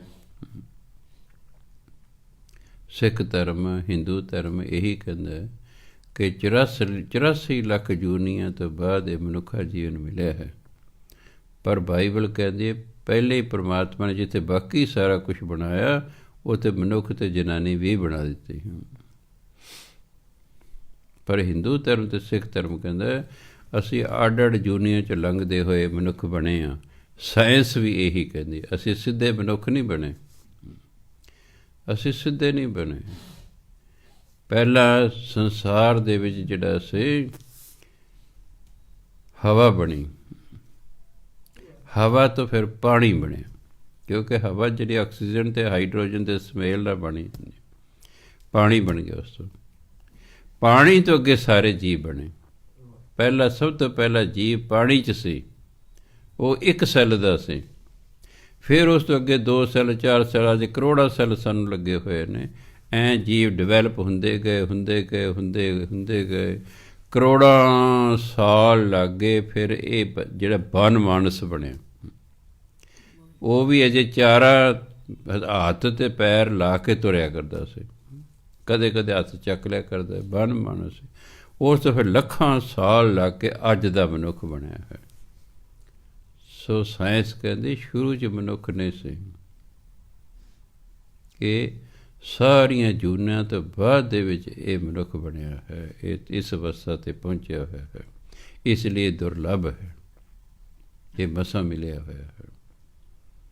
ਅਤੇ ਜੇ ਪਹਿਲੇ ਹੀ ਪਰਮਾਤਮਾ ਬਣਾਉਂਦਾ ਤਾਂ ਫਿਰ ਇਹਨੂੰ ਦੁਰਲੱਭ ਨਹੀਂ ਸੀ ਕਿਹਾ ਜਾਂਦਾ, ਪਹਿਲਾਂ ਤਾਂ ਬਣਿਆ ਹੋਇਆ ਨਾ, ਇਹ ਤਾਂ ਪਹਿਲਾਂ ਤੋਂ ਹੀ ਕਿਹੜਾ ਅੱਜ ਦਾ ਹੈ ਮਨੁੱਖ। ਇਹ ਸਾਰੀ ਜਿਹੜੀ ਤਰੱਕੀ ਹੈ ਇਹ 10,000 ਸਾਲ 'ਚ ਹੀ ਹੋਈ ਹੈ। ਬਸ ਪਹਿਲਾਂ ਤਾਂ ਬੰਦਾ ਡੰਗਰਾਂ ਦੀ ਤਰ੍ਹਾਂ ਰਹਿੰਦਾ ਸੀ ਵਿਚਾਰਾ, ਨਾ ਅੱਗ ਸੀ ਕੋਲ, ਨਾ ਕੋਈ ਆਵਾਜਾਈ ਦਾ ਸਾਧਨ ਸੀ ਕੋਲ। ਪਹੀਏ ਦੀ ਕਾਢ ਵੀ 10,000 ਸਾਲ ਬਾਅਦ ਨਿਕਲੀ, ਅੱਗ ਦੀ ਕਾਢ ਵੀ 10,000 ਸਾਲ ਪਹਿਲਾਂ ਨਿਕਲੀ ਹੈ। ਫਿਰ ਜਾ ਕੇ ਪਹਿਲਾਂ ਕੱਚਾ ਮਾਸ ਖਾਇਆ, ਫਿਰ ਪੱਕਾ ਮਾਸ ਪਕਾ ਕੇ ਖਾ ਲਿਆ। 36 ਪ੍ਰਕਾਰ ਦੇ ਭੋਜਨ ਹੁਣ ਅੱਗ ਦੀ ਸਹਾਇਤਾ ਨਾਲ ਖਾਂਦਾ ਹੈ। ਫਿਰ ਪਹੀਏ ਦੀ ਕਾਢ ਨਿਕਲੀ। ਦੇਖੋ ਇੱਕ ਥਾਂ ਤੋਂ ਦੂਜੀ ਥਾਂ 'ਤੇ ਆਪਾਂ ਹੁਣ ਦੇਖੋ ਜਾਨੇ ਕਿੰਨੀ ਸਪੀਡ ਹੋ ਗਈ ਹੈ। ਇਸ ਤਰ੍ਹਾਂ ਜਿਹੜਾ ਹੈ ਇਹ ਮਨੁੱਖਾ ਜੀਵਨ ਐਵੇਂ ਨਹੀਂ ਕਦੇ ਮਿਲ ਗਿਆ, ਬਹੁਤ ਸਮੇਂ ਬਾਅਦ ਮਿਲਿਆ, ਇਸ ਲਈ ਇਹਨੂੰ ਦੁਰਲੱਭ ਦੇ ਹੀ ਕਹਿੰਦੇ। ਜੇ ਪ੍ਰਸਾਦ ਪਾਈ ਦੁਰਲੱਭ ਦੇ, ਜਿਹਦੀ ਕਿਰਪਾ ਨਾਲ ਤੈਨੂੰ ਇਹ ਦੁਰਲੱਭ ਦੇ ਹੀ ਪਾ ਮਨੁੱਖਾ ਜੀਵਨ ਮਿਲਿਆ ਹੈ।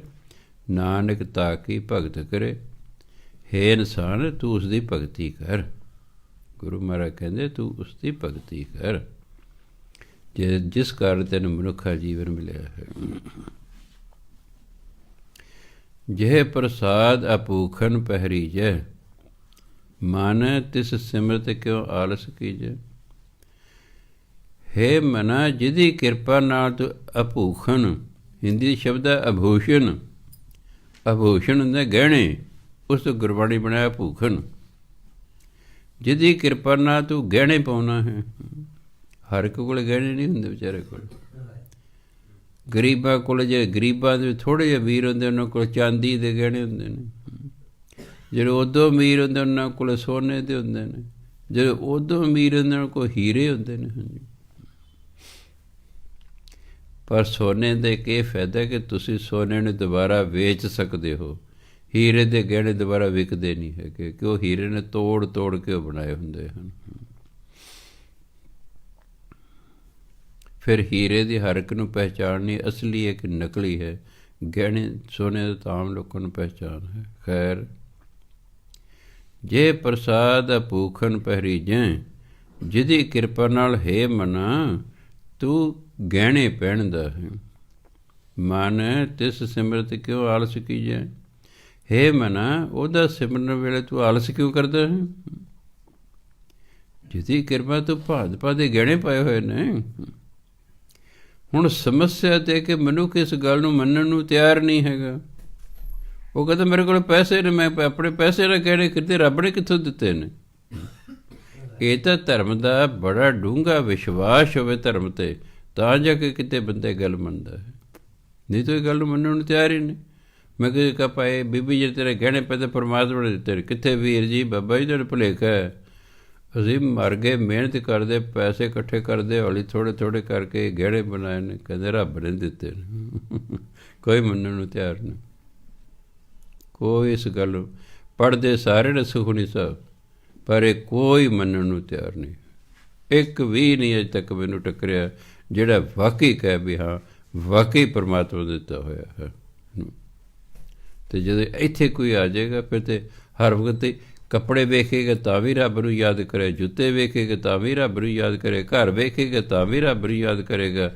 ਈਵਨ ਸਾਈਕਲ ਵੇਖੇਗਾ ਤਾਂ ਵੀ ਰੱਬ ਨੂੰ ਯਾਦ ਕਰ। ਕਰੋੜਾਂ ਲੋਕਾਂ ਕੋਲ ਸਾਈਕਲ ਹੀ ਨਹੀਂ ਹੈਗਾ, ਵੀ ਚੱਲ ਮੇਰੇ ਕੋਲ ਸਾਈਕਲ ਤੇ ਹੈ। ਉਹ ਤਾਂ ਕਰੂਗਾ ਜੇ ਉਸ ਨੂੰ ਇਸ ਗੱਲ, ਗੁਰੂ ਦੀ ਗੱਲ 'ਤੇ ਵਿਸ਼ਵਾਸ ਹੋਏਗਾ। ਪਰ ਮੈਨੂੰ ਅਜੇ ਤੱਕ ਕੋਈ ਨਹੀਂ ਐਸਾ ਟੱਕਰਿਆ ਜਿਹਨੂੰ ਨੂੰ ਇਸ ਗੱਲ 'ਤੇ ਵਿਸ਼ਵਾਸ ਹੋਵੇ, ਇਸ 6ਵੀਂ ਅਸ਼ਟਪਦੀ ਦੇ, ਵੀ ਸਭ ਕੁਝ ਜੋ ਕਿ ਮੇਰੇ ਕੋਲ ਸਭ ਦਾਤੇ ਦਾ ਦਿੱਤਾ ਹੋਇਆ। ਨਾ ਕਿਤੇ ਜੀ ਸਾਰੀ ਉਮਰ ਲੱਗ ਗਈ ਸਾਨੂੰ, ਲੋਨ ਲਿਆ ਸੀ, ਮਸਾਂ ਘਰ ਪਾਇਆ, ਕਹਿੰਦੇ ਰੱਬ ਨੇ ਦਿੱਤਾ ਹੈ। ਹੋਰ ਕੋਈ ਰੱਬ ਨੇ ਉੱਤੋਂ ਘਰ ਸੁੱਟਿਆ ਜੀ। ਅਗਲਾ ਅੱਗੋਂ ਐ ਕਹਿੰਦਾ ਕਿ ਨਹੀਂ। ਇਸ ਲਈ ਹੁਣ ਜੇ ਸਿੱਖ ਗੁਰੂ ਦੀ ਗੱਲ 'ਤੇ ਡਾਊਟ ਕਰਦੇ, ਫਿਰ ਸਿੱਖ ਕਾਹਦਾ ਹੋਵੇ? ਸੋਚਣਾ ਹੀ ਗੱਲ 'ਤੇ ਨਾ। ਜੇ ਮੈਂ ਗੁਰਬਾਣੀ 'ਤੇ ਹੀ ਡਾਊਟ ਕਰਦਾ ਵੀ ਨਹੀਂ ਜੀ ਮੈਂ ਤਾਂ ਆਪਣੀ ਕੋਸ਼ਿਸ਼ ਨਾਲ ਕੀਤਾ ਹੈ, ਮੈਨੂੰ ਕਿੱਥੇ ਰੱਬ ਨੇ ਦਿੱਤਾ ਹੈ। ਰੱਬ ਕੋ ਉੱਤੋਂ ਘਰ ਸੁੱਟਦਾ ਹੈ, ਰੱਬ ਕੋ ਉੱਤੋਂ ਗਹਿਣੇ ਸੁੱਟਦਾ ਹੈ। ਅਤੇ ਜੇ ਬਈ ਸਿੱਖ ਹੋ ਤਾਂ ਫਿਰ ਵਿਸ਼ਵਾਸ ਲਿਓ। ਪਰ ਮੈਨੂੰ ਸੱਚੀ ਗੱਲ ਹੈ, ਅਜੇ ਤੱਕ ਕੋਈ ਨਹੀਂ ਐਸਾ ਟੱਕਰਿਆ ਜਿਹੜਾ ਕਹੇ ਹਾਂ ਜੋ ਕੁਛ ਮੇਰੇ ਕੋਲ ਹੈ ਇਹ ਸਭ ਪਰਮਾਤਮਾ ਦੀ ਕਿਰਪਾ ਹੈ। ਹਾਂ ਉਂਝ ਜਿਹੜਾ ਅਸੀਂ ਅਖੰਡ ਪਾਠ ਕਰਾ ਦੇ, ਸੱਚੇ ਪਾਤਸ਼ਾਹ ਤੇਰੀ ਬੜੀ ਕਿਰਪਾ ਹੋਈ, ਤੂੰ ਪੁੱਤਰ ਦੀ ਦਾਤ ਦਿੱਤੀ, ਕਰਾ ਦੇ। ਬਾਅਦ 'ਚ ਕਿਹੜਾ ਪੁੱਤਰ ਉਸ ਤਾਂ ਬੜੇ ਇਲਾਜ ਕਰਾਏ, ਉਹ ਫਲਾਣੇ ਡਾਕਟਰ ਨੇ ਸਾਨੂੰ ਦਵਾਈ ਦਿੱਤੀ, ਫਿਰ ਹੋਇਆ ਅਸੀਂ IVF ਤਰੀਕੇ ਨਾਲ ਕਰਾਇਆ, ਰੱਬ ਨੇ ਕਿੱਥੇ ਸਾਨੂੰ ਪੁੱਤਰ ਦਿੱਤਾ। ਮਗਰੋਂ ਐ ਕਹੂ ਅਖੰਡ ਪਾਠ ਵੀ ਕਰਾਊ, ਮਗਰੋਂ ਐ ਕਹੂ। ਵਿਸ਼ਵਾਸ ਲਾਉਣਾ ਵਾਕਈ ਬਹੁਤ ਔਖਾ ਹੈ।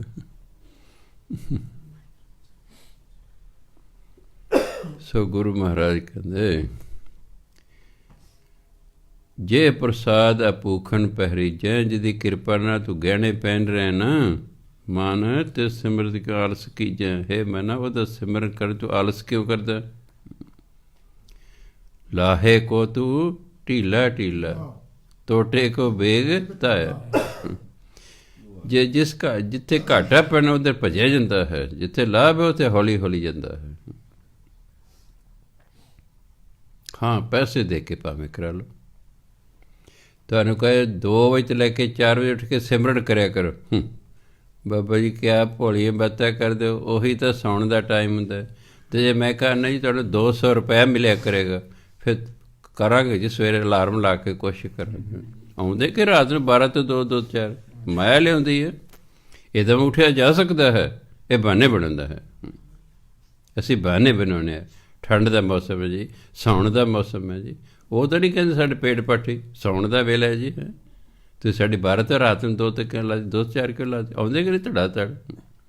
ਕੈਮਰੇ 'ਚ ਵੇਖ ਰਹੇ ਨਾ, 1:55 'ਤੇ ਆਏ ਹੁੰਦੇ 2 ਵਜੇ ਵਾਲੇ, ਉਹ 11:50, 55 'ਤੇ ਆਦੇ 12 ਵਾਲੇ ਆਏ ਬੈਠੇ। ਇਹ ਤਾਂ ਆਉਂਦੇ ਨੇ, ਮਾਇਆ ਲਿਆਉਂਦੀ। ਉਹ ਮਾਇਆ ਦੀ ਖਾਤਰ ਆਉਂਦੇ ਨੇ, ਪਰਮਾਤਮਾ ਦੀ ਖਾਤਰ ਨਹੀਂ ਆਉਂਦੇ। ਸੋ ਇਹ ਬਹਾਨੇਬਾਜ਼ੀ ਹੁੰਦੀ ਸਾਡੇ ਵਰਗਿਆਂ ਦੀ। ਹਾਂਜੀ ਵੀ ਹਾਂ ਜੀ ਉਹ ਅੱਧੀ ਰਾਤ 2 ਤੋਂ 4 ਤੋਂ ਉਹੀ ਤਾਂ ਸੌਣ ਦਾ ਵੇਲਾ ਹੁੰਦਾ ਜੀ। ਠੰਡ ਦਾ ਮੌਸਮ ਹੈ, ਬੜਾ ਹੀ ਬਾਬਾ ਜੀ ਆਨੰਦ ਆਉਂਦਾ ਰਜਾਈ 'ਚ। ਬਾਬੇ ਨੂੰ ਵੀ ਆਉਂਦਾ, ਐਸੀ ਗੱਲ ਨਹੀਂ ਹੈ। ਪਰ ਕਿਉਂਕਿ ਇਹਦੇ ਬਦਲੇ ਪੈਸਾ ਕੋਈ ਨਹੀਂ ਮਿਲਦਾ, ਇਸ ਲਈ ਉੱਠਣ ਨੂੰ ਜੀਅ ਨਹੀਂ ਕਰਦਾ। ਪੈਸਾ ਮਿਲੇ ਦੇਖੋ ਫਿਰ ਸਾਰਾ ਪੰਜਾਬ ਉੱਠ ਖੜੇਗਾ। ਪੈਸੇ ਦੀ ਖਾਤਰ ਹੀ 14, 16, 18, 18 ਘੰਟੇ ਬਾਹਰਲੇ ਦੇਸ਼ਾਂ 'ਚ ਕੰਮ ਕਰਦੇ, ਡਾਲਰ ਮਿਲਦੇ ਨੇ ਕਿ ਉੱਥੇ ਪ੍ਰਤੀ ਘੰਟੇ ਮਿਲਦੇ ਨੇ। ਦਿਨਾਂ ਦੇ ਜੇ ਲਿਹਾਜ਼ ਨਾ ਮਿਲੇ ਤਾਂ ਵੀ ਢਿੱਲ ਵੰਠ ਕਰ ਜਾਣਾ, ਪ੍ਰਤੀ ਘੰਟੇ ਦੇ ਮਿਲਦੇ ਨੇ। ਅਲੱਗ 1 ਘੰਟਾ ਹੋਰ ਲਾ ਲਓ, $20 ਹੋਰ ਮਿਲ ਜਾਣਗੇ। ਯਾਰ ਔਖੇ ਸੌਖੇ ਇੱਕ ਹੋਰ ਲਾ ਲਓ, $10-15 ਮਿਲ ਜਾਣਗੇ। ਉਂਝ ਕਿੱਥੇ ਅੰਮ੍ਰਿਤ ਵੇਲੇ ਉੱਠਣ ਦਾ ਜੀ, ਰਾਮ ਰਾਮ ਰਾਮ ਮਾਇਆ ਉਠਾਉਂਦੀ। ਹੁਣ ਕਾਰਖਾਨੇ ਨੇ 24 ਘੰਟੇ ਚੱਲਦੇ ਕਿ 8-8 ਘੰਟੇ ਦੀ ਸ਼ਿਫਟ ਹੁੰਦੀ, ਹੁਣ ਤਾਂ 12-12 ਘੰਟੇ ਦੀ ਕਰਦੀ। 12 ਘੰਟੇ ਕੰਮ ਲਓ ਇਹਨਾਂ ਤੋਂ, 8 ਘੰਟੇ ਨਾਲ 12 ਘੰਟੇ ਕੰਮ ਲਓ। 2 ਹੀ ਸ਼ਿਫਟਾਂ ਹੋਣਗੀਆਂ। ਸਾਰੀ ਰਾਤ ਜਾਗਦੇ ਨੇ ਮਾਇਆ ਦੀ ਖਾਤਰ, ਸਾਰੀ ਰਾਤ ਜਾਗੀ ਚੱਲ ਪੁੱਤ, ਮਾਇਆ ਮਿਲਦੀ। ਸੋ ਤਾਂ ਗੁਰੂ ਮਹਾਰਾਜ ਕਹਿੰਦੇ ਜੇ ਪ੍ਰਸਾਦ ਅਸ਼ਵ ਹਸਤ ਅਸਵਾਰੀ। ਅਸ਼ਵ ਸੰਸਕ੍ਰਿਤ ਦਾ ਸ਼ਬਦ ਹੈ ਜਿਹਦਾ ਮਤਲਬ ਘੋੜਾ, हस्त मैंने हाथी, असवारी मैंने सवारी करना। जे प्रसाद अशव हस्त सवारी, जिहदी किरपा नाल तू घोड़े हाथियां दी सवारी करदा है। उदों कारां नहीं सी हुंदियां, नहीं तो गुरु कारां हवाई जहाज़ ऐ शब्द कह देना सी। उदों ना कारां हुंदियां सी ना हवाई जहाज़ हुंदे सन। हुण तो कई बार गरीब भी कहते चल यार औखे सौखे ना लो जिहड़ा है 10,000 रुपया हजूर सा हवाई जहाज़ दा जा आइए, ये ना जिंदगी रहे कदे यार हवाई जहाज़ ते नहीं चढ़े। सो जिहदी किरपा नाल कह तू हाथियां घोड़ियां दी सवारी करदा है, मान तिस प्रभ को कबू ना बिसारी। पिता जी कहते मैं अजे नौजवानी सी, घोड़ी ते जा रहा, घोड़ी बड़ी मेरे को सोहनी घोड़ी सी, पर मेरे दाढ़ी कटी सी, अगों 5 सिंह आ रहे सन बरछे बुरछे वाले नंग बाणे च। उन्हें मैनू रोक लिया, कहते काका तेरे कपड़िया तो तेरी घोड़ी तो ऐ पता लगा तू अमीरां दा मुंडा है। कहते हाँ जी मैं 105 किले का मालक है, कला कला पुत्र है मैं। कहते भाई फिर दाढ़ी नहीं कटनी, दसम पातशाह तेनों इन्नी अमीरी दिती है, घोड़ी किसी किसी को बड़े अमीर को घोड़ी होंगी, तेरे को घोड़ी है, चिट्टे तू कपड़े दुध पा रखे ने, इन्नी तेरे को जमीन है, ये दसम पातशाह तेरे ते किरपा है, दाढ़ी नहीं अगे तो मनानी। कहते फिर मैं आके रख ली, फिर नहीं मुड़ के मनाई। समझाता अगले प्यार नाल। हाँ कह पहले तो मैं डर गया, ले आ रोक लिया निगा बरछे वाले ने, खैर मेरी घोड़ी ना खो के ले जा। आहो की पता होंदा जी। हाँ 5 हथियार बंदे ने अरे रोक लेंदे हमरे कोई। उन्हें बड़े प्यार ने कहते मैं 15-16 सालों के सी, बहुती उम्र का नहीं सी उदों, बड़े प्यार ने समझाया। कहते काका तेरे कपड़े है तो तेरी घोड़ी तो पता लगता तू अमीरां दा मुंडा है। कहते मैं दस्या जी मैं 105 किले का मालक हाँ, कला कला पुत्र है। कहते फिर दसम पातशाह की किरपा है, तो सिक्खी स्वरूप च रहो, सो दी किरपा है। और जे चाहता भाई वो किरपा करके तो इन्ना हैगा है। सो जिहदी किरपा नाल कहंदू हाथियां घोड़ियां दी सवारी करदा है, मान तिस प्रभ को कबू ना बिसारी। हे मनो उस परमात्मा नूं कदे नहीं भुलाउणा चाहिदा है, जिन्हें चढ़न नूं कारां दित्तियां ने, हवाई जहाज़ां दे सफ़र करन दित्ते ने। जे प्रसाद बाग मिल्ख धना, बाग मिल्ख जमीन नूं कहिंदे ने, जिहदी किरपा नाल तेरे कोल बाग ने, तेरे कोल जमीन है, तेरे कोल धन है। राख परोए प्रभ अपने मना, इहो जे परमात्मा नूं तू अपने मन च परो के रख। जदों आपां किसी चीज़ नूं परो लेने फिर अड नहीं हुंदी हैगी। पा हमेशा मन दे च परमात्मा नूं याद रख भी तैनूं जायदाद दित्ती है, कोठियां दित्तियां ने, जमीन दित्ती है, बाग दिते ने। जिन तेरी मन बनत बनाई, ऊठत बैठत सत सह ध्याई। हे मना जिन्हें तेनों सुंदर शरीर बनाया, तेरी बनत बनाई, बड़ी सुंदर बनतर तेरी बनाई है। जिन्हें तेनों सुंदर शरीर दिता है, उठदियाँ बैठदियाँ सदा ही उसनूं ध्याउंदे रहना है। चाहे खड़े हो चाहे बैठे हो, ऊठत बैठत सोवत जागत, ये मन तुझे चिता रहे। उड़द्या बैठद्या सुत्या जागद्या उन्होंने याद करते रहना। फिर हौली हौली अभ्यास हो जाता है। फिर अभ्यास जो तुसी ਜਿਹੜੇ रोज़ सैर करन दे आदि, साल 2 साल रोज़ सैर करते हैं। मैं देखे चाहे कणियां मीह भी पैंदा वे ना, उन्होंने घर रहना बड़ा औखा उस वेले। वो तरलों बच्ची होंदे ने, अज सैर नहीं कर होनी यार, अज कड़ियां पैंदियां, चल वरांडे च ही कर लो, विहड़े च ही कर लो, पोर्च च ही कर लो। वो रह नहीं सकते होंदे क्योंकि उन्होंने आदत पै गई होंदी है। इस तरह जदों सानूं नाम जपण की आदत पै जाएगी ना, फिर असीं नाम जपे बिना नहीं रह सकांगे। तो जिस दिन सानूं ना मौका मिलिया, सानूं बड़ा दुख होएगा यार अज ना नाम नहीं जपाया, इन्ने रझेवें सन जां इन्ने लोग मिलन आई गए, गेस्ट आ गए, परौणे आ गए, 100 गल हुंदी है। तिसै ध्याए जो एक अलख है, ਇਹਨੂੰ ਅਲਖ ਹੈ ਪੜ੍ਹਨਾ, ਅਲਖ ਹੈ ਨਹੀਂ ਪੜ੍ਹ ਦੇਣਾ। ਅਲਖ ਬਹੁਤੇ ਅਲਖ ਪੜ੍ਹਦੇ ਨੇ, ਅੱਲਾ ਅਲਖ ਨਾ ਜਾਈ ਲਖਿਆ ਪੜ੍ਹਦੇ ਨਹੀਂ, ਅੱਲਾ ਅਲਖ ਨਾ ਜਾਈ ਲਖਿਆ। ਅਲਖ ਹੈ ਜਿਹਨੂੰ ਸਮਝਿਆ ਹੀ ਨਹੀਂ ਜਾ ਸਕਦਾ, ਜਿਸ ਨੂੰ ਸਮਝਣਾ ਬਹੁਤ ਮੁਸ਼ਕਿਲ ਹੈ, ਜਿਹੜੀ ਸਾਡੀ ਸਮਝ ਤੋਂ ਉੱਪਰ ਹੈ, ਉਸ ਨੂੰ ਅਲਖ ਕਹਿੰਦੇ ਨੇ। ਤਿਸੈ ਧੈ ਜੋ ਏਕ ਅਲਖ ਹੈ, ਉਹ ਪਰਮਾਤਮਾ ਜੋ ਅਲਖ ਹੈ, ਜਿਹੜਾ ਸਾਡੀ ਸਮਝ ਤੋਂ ਉੱਪਰ ਹੈ, ਤੂੰ ਕਹਿੰਦਾ ਉਹਨੂੰ ਧਿਆ, ਉਹਦਾ ਸਿਮਰਨ ਕਰ। ਇਹਾਂ ਊਹਾਂ ਨਾਨਕ ਤੇਰੀ ਰੱਖੈ, ਇਹਾਂ ਲੋਕ ਵਿੱਚ, ਊਹਾਂ ਪਰਲੋਕ ਵਿੱਚ। ਇਹਾਂ ਦਾ ਸ਼ਬਦੀ ਅਰਥ ਹੈ ਇੱਥੇ, ਊਹਾਂ ਦਾ ਸ਼ਬਦੀ ਅਰਥ ਹੈ ਉੱਥੇ, ਭਾਵ ਲੋਕ ਪਰਲੋਕ 'ਚ ਤੇਰੀ ਰੱਖਿਆ ਕਰੇਗਾ। ਕਹਿੰਦਾ ਉਹਦਾ ਨਾਮ ਜਪ ਪਰਮਾਤਮਾ ਦਾ।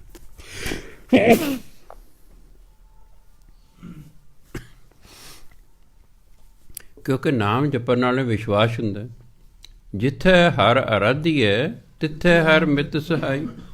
ਜਿੱਥੇ ਵੀ ਤੁਸੀਂ ਪਰਮਾਤਮਾ ਦਾ ਸਿਮਰਨ ਕਰ ਰਹੇ ਹੋ, ਪਰਮਾਤਮਾ ਉੱਥੇ ਹੀ ਹੈ ਅਤੇ ਤੁਹਾਡਾ ਮਿੱਤਰ ਬਣ ਕੇ ਤੁਹਾਡੀ ਸਹਾਇਤਾ ਕਰਦਾ। ਤੁਰੇ ਜਾ ਰਹੇ ਤੁਸੀਂ ਵਾਹਿਗੁਰੂ ਵਾਹਿਗੁਰੂ ਕਰ ਰਹੇ ਹੋ, ਪਰਮਾਤਮਾ ਤੁਹਾਡੇ ਨਾਲ ਤੁਰਿਆ ਜਾ ਰਿਹਾ, ਉਹ ਤੁਹਾਡੇ ਨਾਲ ਤੁਰਿਆ ਜਾ ਰਿਹਾ। ਬੈਠੇ ਹੋ ਵਾਹਿਗੁਰੂ ਵਾਹਿਗੁਰੂ ਕਰ ਰਹੇ ਹੋ, ਤੁਹਾਡੇ ਬੈੱਡ 'ਤੇ ਉਹ ਬੈਠਾ, ਉਹ ਤੁਹਾਡੇ ਜਦੋਂ ਤੁਸੀਂ ਸਿਮਰਨ ਕਰੋ ਨਾਲ ਹੀ ਹੈ। ਬਾਣੀ ਪੜ੍ਹੇ ਗੁਰੂ ਨਾਲ ਹੈ, ਜਿਹਦੀ ਬਾਣੀ ਪੜ੍ਹ ਰਹੇ। ਸੁਖਮਨੀ ਸਾਹਿਬ ਦੀ ਕਥਾ ਚੱਲ ਰਹੀ, ਆਪਾਂ ਨੂੰ ਦਿਸ ਨਹੀਂ ਰਹੇ, ਗੁਰੂ ਮਹਾਰਾਜ 'ਤੇ ਬੈਠੇ ਹੋਣਗੇ ਪੰਚਮ ਪਾਤਸ਼ਾਹ, ਵੀ ਮੇਰੀ ਬਾਣੀ ਪੜ੍ਹੀ ਜਾ ਰਹੀ ਹੈ। ਆਪਾਂ ਨੂੰ ਉਹ ਦਿਸਣ ਨਾ ਦਿਸਣ ਗੱਲ ਵੱਖਰੀ ਹੁੰਦੀ ਹੈ, ਪਰ ਜਿੱਥੇ ਜਿਸ ਗੁਰੂ ਦੀ ਬਾਣੀ ਪੜ੍ਹੀ ਜਾ ਰਹੀ, ਗੁਰੂ ਮਹਾਰਾਜ 'ਤੇ ਹਾਜ਼ਰ ਹੁੰਦੇ ਨੇ। ਭਗਤ ਦੀ ਬਾਣੀ ਪੜ੍ਹਦੇ ਹੋ, ਭਗਤ ਹਾਜ਼ਰ ਹੁੰਦੇ ਨੇ। ਵਾਹਿਗੁਰੂ ਵਾਹਿਗੁਰੂ ਕਰਦੇ ਹੋ, ਵਾਹਿਗੁਰੂ ਹਾਜ਼ਰ ਹੁੰਦਾ ਹੈ। ਇਸ ਲਈ ਬੜੇ ਪਿਆਰ ਨਾਲ ਅਤੇ ਸਾਵਧਾਨ ਹੋ ਕੇ ਬਾਣੀ ਪੜ੍ਹੀ ਦੀ, ਨਾਮ ਜਪੀਦਾ ਕਿ ਮੈਂ ਜਿਹਦੀ ਬਾਣੀ ਪੜ੍ਹ ਰਿਹਾ, ਉਹ ਤਾਂ ਸਾਹਮਣੇ ਬੈਠਾ, ਉਹ ਤਾਂ ਮੈਨੂੰ ਵੇਖ ਰਿਹਾ, ਉਹ ਸੁਣ ਵੀ ਰਿਹਾ। ਸਦ ਸੁਣਦਾ, ਸਦ ਵੇਖਦਾ, ਉਹ ਤਾਂ ਸਦਾ ਹੀ ਸੁਣ ਰਿਹਾ, ਸਦਾ ਹੀ ਵੇਖ ਰਿਹਾ। ਉਹਨੂੰ ਹਾਜ਼ਰ ਨਾਜ਼ਰ ਸਮਝਣਾ। ਜਦੋਂ ਅਸੀਂ ਹਾਜ਼ਰ ਨਾਜ਼ਰ ਸਮਝਣ ਦਾ ਅਭਿਆਸ ਕਰਾਂਗੇ ਨਾ, ਫਿਰ ਅਸੀਂ ਐਕਟਿਵ ਹੋ ਜਾਵਾਂਗੇ, ਸਾਵਧਾਨ ਹੋ ਜਾਵਾਂਗੇ। ਫਿਰ ਜਿਵੇਂ ਸਾਵਧਾਨ ਹੋ ਕੇ ਬੈਠੀਦਾ ਹੈ, ਫਿਰ ਉਸ ਤਰ੍ਹਾਂ ਬੈਠਾ। ਹਾਂ, ਗੋਡੇ ਨਹੀਂ ਕੰਮ ਕਰਦੇ ਤਾਂ ਫਿਰ ਪਰਮਾਤਮਾ ਨੂੰ ਪਤਾ ਹੁੰਦਾ ਪਿਆ, ਇਹਦੇ ਗੋਡੇ ਨਹੀਂ ਕੰਮ ਕਰਦੇ, ਇਹ ਕਦੇ ਖੱਬਾ ਚੱਕਦਾ, ਕਦੇ ਸੱਜਾ ਚੱਕਦਾ, ਉਹ ਤੁਹਾਨੂੰ ਪਤਾ ਹੈ। ਪਰ ਇੱਕ ਚੰਗਾ ਭਲਾ ਬੰਦਾ ਹੈ ਅਤੇ ਉਹ ਉਂਝ ਹੀ ਜਿਹੜਾ ਪਾਸੇ ਜਿਹੇ ਮਾਰੀ ਜਾਂਦਾ। ਹੁਣ ਚੰਗੇ ਭਲੇ ਹੁੰਦੇ ਨੇ, ਆ ਸਭ ਤੋਂ ਪਹਿਲਾਂ ਨੌਜਵਾਨ ਕੀ ਦੂਜੇ ਆ ਕੇ ਢੋਲ ਆਉਂਦੇ ਨੇ, ਵੀ ਭਲਿਓ ਮਾਨਸੋ ਤੁਸੀਂ ਤਾਂ ਹੁਣੇ ਹੀ ਕਿਸੇ ਦੇ ਆਸਰੇ 'ਤੇ ਹੋ ਗਏ ਹੋ, ਆਪਣੇ ਆਸਰੇ 'ਤੇ ਰਹੋ। ਹਾਂ, ਆਪਣਾ ਲੱਕ ਦੁਖਦਾ, ਆਪਾਂ ਬੁੱਢੇ ਹੋ ਗਏ ਹਾਂ, ਉਸ ਤਰ੍ਹਾਂ ਨਹੀਂ ਬੈਠ ਹੁੰਦਾ, ਫਿਰ ਤਾਂ ਮੰਨਿਆ ਜੀ। ਹਾਂ, ਉਂਝ ਬੈਠੋ। ਮੈਂ ਕਿਹੜਾ ਡਿੱਗ ਪਿਆ ਇੰਨੇ ਸਾਲਾਂ ਤੁਸੀਂ ਮੈਨੂੰ ਵੇਖ ਲਓ। ਜੇ ਤਾਂ ਹੁੰਦਾ ਵੀ ਢੋਲ ਤੋਂ ਬਿਨਾਂ ਬਾਬਾ ਜੀ ਮਗਰ ਡਿੱਗ ਪਏ, ਨਹੀਂ, ਕੁਛ ਨਹੀਂ ਹੁੰਦਾ। ਅਭਿਆਸ ਹੋ ਜਾਂਦਾ, ਉਸ ਤਰ੍ਹਾਂ ਬੈਠੋ, ਚੌਕੜੀ ਮਾਰ ਕੇ ਬੈਠੋ ਜਿੰਨਾ ਚਿਰ ਗੁਰੂ ਮਹਾਰਾਜ ਆਗਿਆ ਦਿੰਦੇ। ਹਾਂ, ਗੋਡੇ ਖੜ੍ਹ ਗਏ, ਫਿਰ ਗੱਲ ਤਾਂ ਫਿਰ ਵੱਖਰੀ ਪਈ। ਹੁਣ ਮਜਬੂਰੀ ਦਾ ਤਾਂ ਉਹਨਾਂ ਨੂੰ ਪਤਾ ਵੀ ਇਹਦੀ ਕੋਈ ਪੇਸ਼ ਨਹੀਂ ਜਾਂਦੀ। ਹੁਣ ਜੇ ਗੋਡੇ ਗਾਡੇ ਠੀਕ ਨੇ, ਲੱਕ ਠੀਕ ਹੈ, ਫਿਰ ਚੌਕੜੀ ਮਾਰ ਕੇ ਬੈਠਣ ਦੀ ਕੋਸ਼ਿਸ਼ ਕਰਨੀ ਚਾਹੀਦੀ। ਨਹੀਂ ਤਾਂ ਫਿਰ ਸਾਨੂੰ ਆਦਤ ਪੈ ਜਾਏਗੀ ਹਮੇਸ਼ਾ ਢੋਲ ਲਾ ਕੇ ਬੈਠਣ ਦੀ। ਗੁਰੂ ਮਹਾਰਾਜ ਕਹਿੰਦੇ, ਜੇ ਪ੍ਰਸਾਦ ਕਰੈ ਪੁੰਨ ਬਹੁ ਦਾਨ, ਜਿਹਦੀ ਕਿਰਪਾ ਨਾਲ ਪੁੰਨ ਦਾਨ ਕਰਦਾ ਤੂੰ। ਮਨ 8 ਪੈਰ ਕਰ ਤਿਸ ਕਾ ਧਿਆਨ, ਹੇ ਮਨਾ 8 ਪੈਰ ਦਾ ਧਿਆਨ ਧਰ, ਭਾਵ 8 ਪੈਰ ਦਾ ਸਿਮਰਨ ਕਰ। ਕਿਉਂ? ਪੁੰਨ ਦਾਨ ਕੌਣ ਕਰੇਗਾ? ਜਿਹਦੇ ਕੋਲ ਮਾਇਆ ਹੈ, ਕਿਉਂ ਮਾਇਆ ਹੈ। ਜੇ ਤਾਂ ਰੱਬ ਨੇ ਕੰਜੂਸ ਬਣਾਤਾ, ਫਿਰ ਕੋਈ ਪੁੰਨ ਦਾਨ ਨਹੀਂ ਕਰਦਾ। ਅਤੇ ਜਿਹੜਾ ਪੁੰਨ ਦਾਨ ਕਰ ਰਿਹਾ ਤਾਂ ਮਤਲਬ ਦਾਨੀ ਸੁਭਾਅ ਦਾ ਹੈ, ਇਹਦਾ ਮਤਲਬ ਉਹ ਅਮੀਰ ਹੈ ਅਤੇ ਨਾਲ ਦਾਨੀ ਸੁਭਾਅ ਦਾ ਹੈ, ਉਹੀ ਪੁੰਨ ਦਾਨ ਕਰੇਗਾ। ਅਮੀਰੀ ਵੀ ਪਰਮਾਤਮਾ ਨੇ ਦਿੱਤੀ ਅਤੇ ਸੁਭਾਅ ਵੀ ਪਰਮਾਤਮਾ ਨੇ ਦਿੱਤਾ ਕਿ ਨਹੀਂ, ਸਾਰੇ ਧਨ ਦੌਲਤ 'ਤੇ ਜੱਫਾ ਨਹੀਂ ਮਾਰਨਾ, ਹੋਰ ਲੋੜਵੰਦਾਂ ਨੂੰ ਵੀ ਕੰਮ ਆਏਗਾ ਉਹਨਾਂ ਦੇ। ਤਾਂ ਹੀ ਸਿੱਖ ਨੂੰ ਕਿਹਾ ਦਸਵੰਧ ਕੱਢੋ, ਤਾਂ ਜੋ ਉਹ ਲੋੜਵੰਦਾਂ ਦੀ ਸਹਾਇਤਾ ਕੀਤੀ ਜਾ ਸਕੇ। ਤਾਂ ਹੀ ਸਿੱਖ ਆ ਕੇ ਗੁਰੂ ਘਰ 'ਚ ਆਪਣਾ ਦਸਵੰਧ ਦਿੰਦੇ ਸਨ। ਚਲੋ ਜਿੰਨਾ ਵੀ ਹੋਵੇ, ਕਈ ਵਾਰੀ ਆਪਣੇ ਕੋਲ ਇੰਨੇ ਪੈਸੇ ਨਹੀਂ ਹੁੰਦੇ ਅਸੀਂ ਦਸਵੰਧ ਦੇ ਸਕੀਏ। ਮੁਸਲਮਾਨਾਂ ਦਾ 1.5% ਹੈ। ਉਹ ਕਹਿੰਦੇ ਆਪਣੀ, ਉਹਨੂੰ ਜ਼ਕਾਤ ਕਹਿੰਦੇ ਨੇ, ਆਪਣੀ ਕਮਾਈ ਦਾ 1.5% ਜਿਹੜਾ ਹੈ ਤੁਸੀਂ ਦਾਨ ਕਰਨਾ ਹੈ। ਤਾਂ ਇਹਦਾ ਮਤਲਬ ਹੈ ਗੁਰੂ ਨਾਨਕ ਕਹਿੰਦਾ ਮੇਰਾ ਸਿੱਖ 1.5 ਵਾਲਾ ਨਹੀਂ ਹੋਏਗਾ, ਮੇਰਾ ਸਿੱਖ ਤਾਂ ਅਮੀਰ ਹੋਵੇਗਾ, ਉਹ ਤਾਂ ਆਪਣੀ ਕਮਾਈ ਦਾ 10ਵਾਂ ਹਿੱਸਾ ਦੇਵੇਗਾ। ਇਹ ਤਾਂ ਅਸੀਂ ਆਪਣੀ ਨਲਾਇਕੀ ਕਰਕੇ ਗਰੀਬ ਹੋ ਗਏ। ਗੁਰੂ ਨਾਨਕ ਨੇ ਸਾਨੂੰ ਅਮੀਰ ਬਣਾਇਆ ਸੀ, ਨਹੀਂ ਤਾਂ ਦਸਵੰਧ ਕਿਵੇਂ ਕਹਿੰਦੇ ਵੇ। ਮੰਨ ਲਓ ਮੇਰੇ ਕੋਲ ਆਪ ਹੀ ਖਾਣ ਨੂੰ ਰੋਟੀ ਨਹੀਂ, ਤਾਂ ਮੈਂ ਕਿਸੇ ਨੂੰ ਕੀ ਦਿਆਂਗਾ। ਗੁਰੂ ਨਾਨਕ ਦੇ ਐਕਚੁਅਲੀ ਜਿਹੜਾ ਸਿੱਖ ਤਿਆਰ ਕੀਤਾ ਸੀ ਉਹ ਅਮੀਰ ਸੀ। ਇਹ ਤਾਂ ਅਸੀਂ ਆਪਣੀ ਬੇਵਕੂਫੀਆਂ ਕਾਰਨ, ਆਪਣੀਆਂ ਨਲਾਇਕੀਆਂ ਕਾਰਨ ਗਰੀਬ ਹੋ ਗਏ ਹਾਂ। ਅਗਰ ਕਿਤੇ ਅਸੀਂ ਗੁਰਬਾਣੀ ਅਨੁਸਾਰ ਜੀਵਨ ਜਿਉਣਾ ਸ਼ੁਰੂ ਕਰ ਦਈਏ, ਅੱਜ ਵੀ ਅਮੀਰ ਹੋ ਸਕਦੇ, ਅੱਜ ਵੀ ਅਮੀਰ ਹੋ ਸਕਦੇ। ਪੰਜਾਬ ਜਿਹੜਾ ਅੱਜ ਸ਼ਰਾਬ ਪੀਣੀ ਬੰਦ ਕਰ ਦੇਣ, ਪੰਜਾਬ ਜਿਹੜਾ, ਉਹ ਕੱਲ੍ਹ ਨੂੰ ਅਰਬਾਂ ਖਰਬਾਂ ਪਤੀ ਹੋ ਜਾਣਗੇ। ਇਹ ਤਾਂ ਹਰ ਸਾਲ ਇੱਕ ਸਟੇਟ ਖਰੀਦ ਸਕਦੇ ਨੇ ਪੰਜਾਬ ਦੇ ਲੋਕ, ਜੇ ਕਿਤੇ ਸ਼ਰਾਬ ਨਾ ਇਕੱਲੀ ਪੀਣ। 40 ਕਰੋੜ ਬੋਤਲ ਸ਼ਰਾਬ ਪੀਂਦੇ ਇੱਕ ਸਾਲ 'ਚ ਪੰਜਾਬ ਦੇ ਲੋਕ। ਟੁੱਟਿਆ ਜਿਹਾ ਪੰਜਾਬ ਹੈ। 40 ਕਰੋੜ ਬੋਤਲਾਂ, ਅੰਦਾਜ਼ਾ ਲਾ ਲਓ ਕਿੰਨੇ ਅਰਬ ਦੀਆਂ ਬਣੀਆਂ, ਕਰੋੜ ਅਰਬਾਂ ਖਰਬਾਂ ਦੀ। 40 ਕਰੋੜ, 200-300 ਦੀ ਕੋਈ ਬੋਤਲ, 200 ਦੀ ਕੋਈ 500 ਦੀ ਕੋਈ 1100 ਦੀ ਹੈ। ਐਵਰੇਜ ਕੱਢ ਕੇ ਫਿਰ ਉਹਨੂੰ ਗੁਣਾ ਕਰ ਲਓ 40 ਕਰੋੜ ਨਾਲ, ਕਿੰਨੇ ਅਰਬ ਰੁਪਈਆ ਬਣਦਾ। ਫਿਰ ਗਰੀਬ ਤਾਂ ਅਸੀਂ ਆਪੇ ਹੋਣਾ ਸੀ। ਗੁਰੂ ਨਾਨਕ ਦਾ ਸਿੱਖ ਕਦੇ ਸ਼ਰਾਬਾਂ ਪੀਂਦਾ? ਇਹਨੂੰ ਪੁੱਛੇ ਵੀ ਕੀ ਗੁਰੂ ਨਾਨਕ ਦਾ ਸਿੱਖ ਚੋਰੀ ਕਰਦਾ, ਕੋਈ ਡਾਕੇ ਮਾਰਦਾ, ਕੋਈ ਠੱਗੀਆਂ ਕਰਦਾ, ਕੋਈ ਮਿਲਾਵਟਾਂ ਕਰਦਾ, ਕੋਈ ਧੋਖਾਧੜੀ ਕਰਦਾ, ਕੋਈ ਰਿਸ਼ਵਤ ਲੈਂਦਾ? ਨਹੀਂ, ਇਹ ਗੁਰੂ ਨਾਨਕ ਦਾ ਸਿੱਖ ਹੀ ਲੱਭਣਾ ਮੁਸ਼ਕਿਲ ਹੋ ਗਿਆ। ਸ਼ਕਲ ਦੇ ਅਸੀਂ ਸਿੱਖ ਰਹਿ ਗਏ ਹਾਂ, ਗੁਰੂ ਨਾਨਕ ਦੇ ਸਿੱਖ ਨਹੀਂ ਰਹੇ। 10ਵੇਂ ਪਾਤਸ਼ਾਹ ਦੇ ਸਿੱਖ ਹੋਣ ਦਾ ਉਦੋਂ ਵੀ ਵੱਡੀ ਗੱਲ ਹੈ। ਇਹ ਤਾਂ ਗੁਰੂ ਨਾਨਕ ਦੇ ਨਹੀਂ ਹੋਇਆ ਜਾਂਦਾ। ਜੇ ਕਿਤੇ ਵਾਕਈ ਗੁਰੂ ਨਾਨਕ, ਮੈਂ ਦਾਅਵੇ ਨਾ ਕਹਿਣਾ, ਉਹ ਗਰੀਬ ਹੋ ਹੀ ਨਹੀਂ ਸਕਦਾ ਹੈ। ਇਹ ਤਾਂ ਨਖਿੱਧ ਲੋਕ ਹੋ ਗਏ ਨੇ, ਕੰਮ ਨਹੀਂ ਕਰਨਾ, ਧੰਦਾ ਨਹੀਂ ਕਰਨਾ, 1.5 ਲੱਖ ਦਾ ਮੋਟਰਸਾਈਕਲ ਲੈ ਕੇ ਘੂੰ ਕਰੀ ਜਾਣੇ, ਬਾਜ਼ਾਰਾਂ ਗਲੇ ਪਟਾਕੇ ਜੇ ਪਾਈ ਜਾਣੇ, ਲਾ ਆਪਣੀ ਲੱਤਾਂ ਤੋੜੋ, ਦੂਜੇ ਤੋੜੋ। ਹਾਂਜੀ, ਸਾਰੀ ਉਮਰ ਪੈਰਾਂ ਮੰਜਿਆਂ ਤੇ ਮਾਂ ਪਿਓ ਲਈ ਸਿਆਪਾ ਖੜਾ ਕਰ ਦਿੰਦੇ। ਇਹ ਗੁਰੂ ਨਾਨਕ ਦੇ ਸਿੱਖ ਨੇ। ਕਹੀ ਜੇ ਆਪਣੇ ਆਪ ਨੂੰ ਸਿੱਖ, ਉਹ ਤਾਂ ਕਦੇ ਇਸ ਜੀ ਰਹੀ ਨਹੀਂ, ਤਾਂ ਸੇਰੀ ਮਨਾ ਤੇ ਸਾਨੂੰ ਕੋਈ ਸਿੱਖ ਹੀ ਨਾ ਕਹੇ, ਨਿਬੜਿਆ ਕੰਮ। ਪਰ ਜਿਹਨੂੰ ਪੁੱਛੋ ਤੁਸੀਂ ਕੌਣ, ਕਹਿ ਸਿੱਖ। ਮੈਂ ਭਲਿਆ ਮੰਨਣਾ ਤਾਂ ਨਾ ਤੇਰੇ ਸਿਰ 'ਤੇ ਜੂੜਾ, ਨਾ ਤੇਰੇ ਦਾੜੀ, ਤੈਨੂੰ ਕੌਣ ਸਿੱਖ ਕਹੂਗਾ ਬਈ। ਸਿੱਖ ਦੀ ਪਹਿਚਾਣ ਤਾਂ ਜੂੜੇ ਤੋਂ ਹੁੰਦੀ ਹੈ ਅਤੇ ਪੱਗ ਤੋਂ ਹੁੰਦੀ ਹੈ।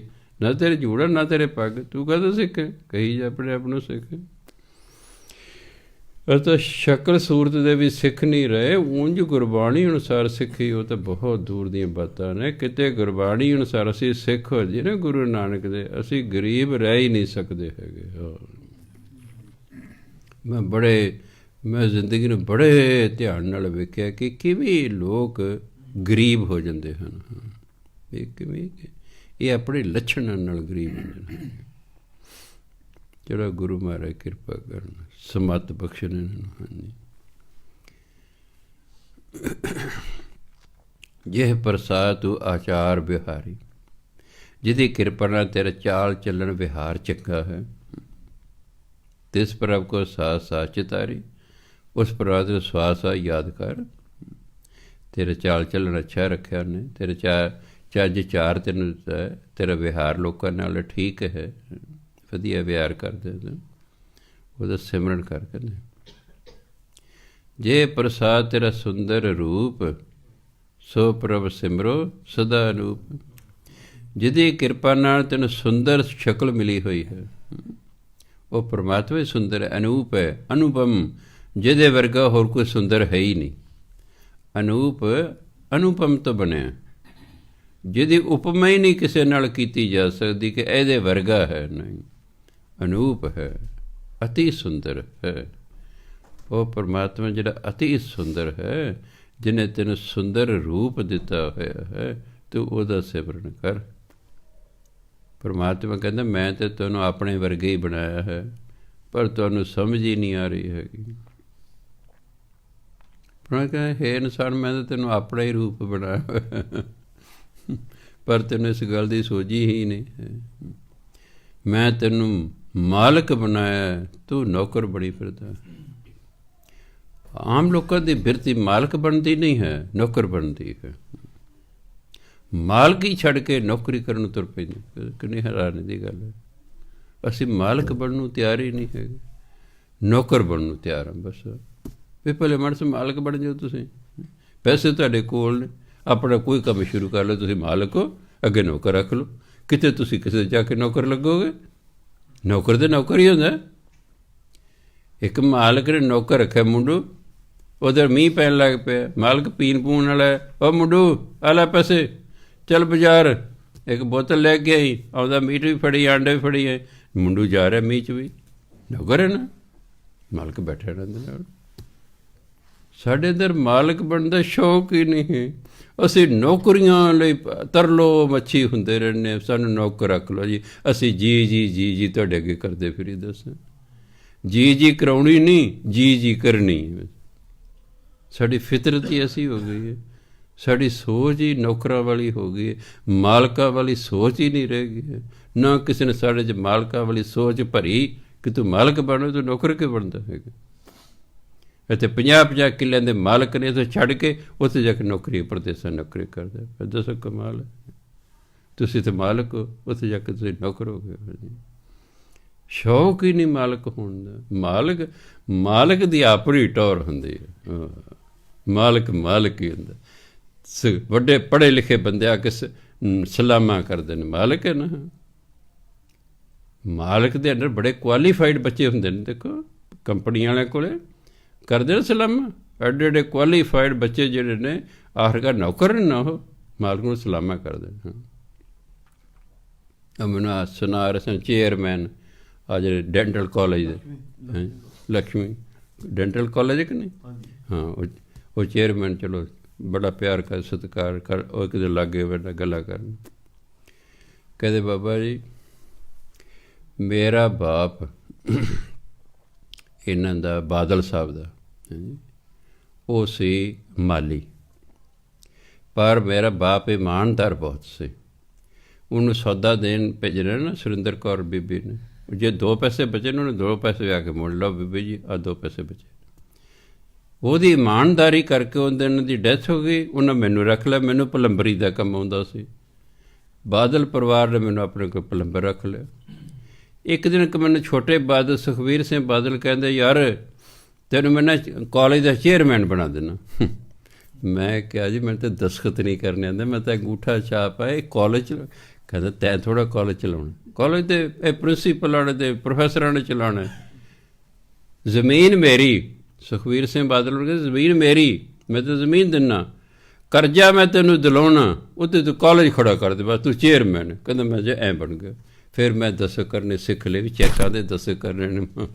ਬਾਬਾ ਜੀ ਦਸਤਖਤ ਕਰਨੇ ਸਿੱਖੇ। ਹੁਣ ਕਹਿੰਦਾ ਵੱਡੇ ਵੱਡੇ ਡਾਕਟਰ ਆ ਕੇ ਸਲਾਮਾਂ ਕਰਦੇ ਨੇ। ਤੁਸੀਂ ਬੈਠੇ ਹੋ, ਆ ਦੇਖੋ ਖੜੇ ਸਾਡੇ ਡਾਕਟਰ, ਬੈਠੇ ਵੀ ਨਹੀਂ ਮੇਰੇ ਸਾਹਮਣੇ।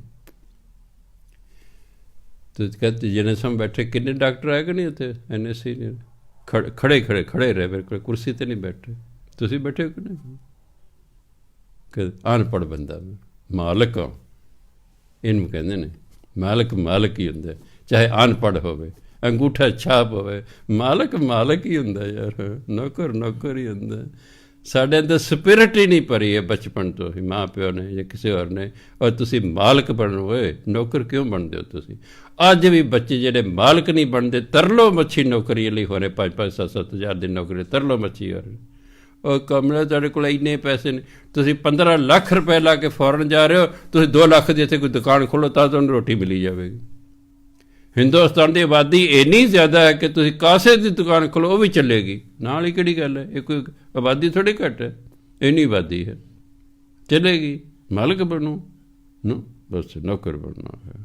ਚਲੋ ਦੇਖੋ, ਦੇਖ ਮਰਦਾ ਨਹਿਰਾਂ ਕਰਤਾਰ ਦੇ। ਸੋ ਗੁਰੂ ਮਹਾਰਾਜ ਕਹਿੰਦੇ, ਜੇ ਪ੍ਰਸਾਦ ਤੇਰਾ ਸੁੰਦਰ ਰੂਪ, ਸੋ ਪ੍ਰਭ ਸਿਮਰੋ ਸਦਾ ਅਨੂਪ। ਜਿਸ ਪਰਮਾਤਮਾ ਦੀ ਕਿਰਪਾ ਨਾਲ ਤੈਨੂੰ ਸੁੰਦਰ ਰੂਪ ਮਿਲਿਆ, ਉਸ ਸੁੰਦਰ ਪਰਮਾਤਮਾ ਦਾ ਸਦਾ ਸਿਮਰਨ ਕਰੋ। ਜੇ ਪ੍ਰਸਾਦ ਤੇਰੀ ਨੀਕੀ ਜਾਤ, ਨੀਕੀ ਹੁੰਦਾ ਵਧੀਆ, ਇੱਥੇ ਜ਼ਾਤ ਤੋਂ ਮਤਲਬ ਆ ਕੋਈ ਜੱਟ ਜਾਂ ਜਿਹੜਾ ਬਾਣੀਏ ਜਾਂ ਉਹ ਨਹੀਂ ਹੈਗਾ ਭਾਵ। ਸਾਰੀਆਂ ਜਾਤਾਂ 'ਚ ਮਨੁੱਖੀ ਜਾਤੀ ਜਿਹੜੀ ਹੈ ਸਭ ਤੋਂ ਉੱਤਮ ਗਿਣੀ ਗਈ ਹੈ, ਜਿਹਦੀ ਕਿਰਪਾ ਨਾਲ ਤੈਨੂੰ ਸੁੰਦਰ ਜਾਤ ਮਿਲੀ ਹੈ, ਭਾਵ ਤੈਨੂੰ ਮਨੁੱਖਾ ਜੀਵਨ ਮਿਲਿਆ ਹੋਇਆ ਹੈ। ਸੋ ਪ੍ਰਭ ਸਿਮਰ ਸਦਾ ਦਿਨ ਰਾਤ, ਉਸ ਪਰਮਾਤਮਾ ਦਿਨ ਰਾਤ ਸਿਮਰਨ ਕਰ। ਜੇ ਪ੍ਰਸਾਦ ਤੇਰੀ ਪਤ ਰਹੇ, ਜਿਸ ਦੀ ਕਿਰਪਾ ਨਾਲ ਤੇਰੀ ਇੱਜ਼ਤ ਬਚੀ ਹੋਈ ਹੈ ਨਾ, ਗੁਰ ਪ੍ਰਸਾਦ ਨਾਨਕ ਜਸ ਕਹੈ। ਗੁਰੂ ਦੀ ਕਿਰਪਾ ਨਾਲ ਨਾਨਕ ਦਾ ਉਸ ਪਰਮਾਤਮਾ ਜਸ ਕਹਿੰਦਾ ਹੈ, ਜਿਹਦੀ ਕਿਰਪਾ ਨਾਲ ਇੱਜ਼ਤ ਬਚੀ ਹੋਈ ਹੈ। ਸੋ ਇਸ ਲਈ ਭਾਈ ਪਰਮਾਤਮਾ ਦਾ ਵੱਧ ਤੋਂ ਵੱਧ ਭਜਨ ਬੰਦਗੀ ਕਰਕੇ ਜੀਵਨ ਨੂੰ ਸਫਲ ਕਰੋ, ਪਰਮਾਤਮਾ ਦੀ ਖੁਸ਼ੀਆਂ ਪ੍ਰਾਪਤ ਕਰੋ, ਚੜ੍ਹਦੀਆਂ ਕਲਾਂ 'ਚ ਪਾਓ। ਵਾਹਿਗੁਰੂ ਜੀ ਕਾ ਖਾਲਸਾ, ਵਾਹਿਗੁਰੂ ਜੀ ਕੀ ਫਤਿਹ।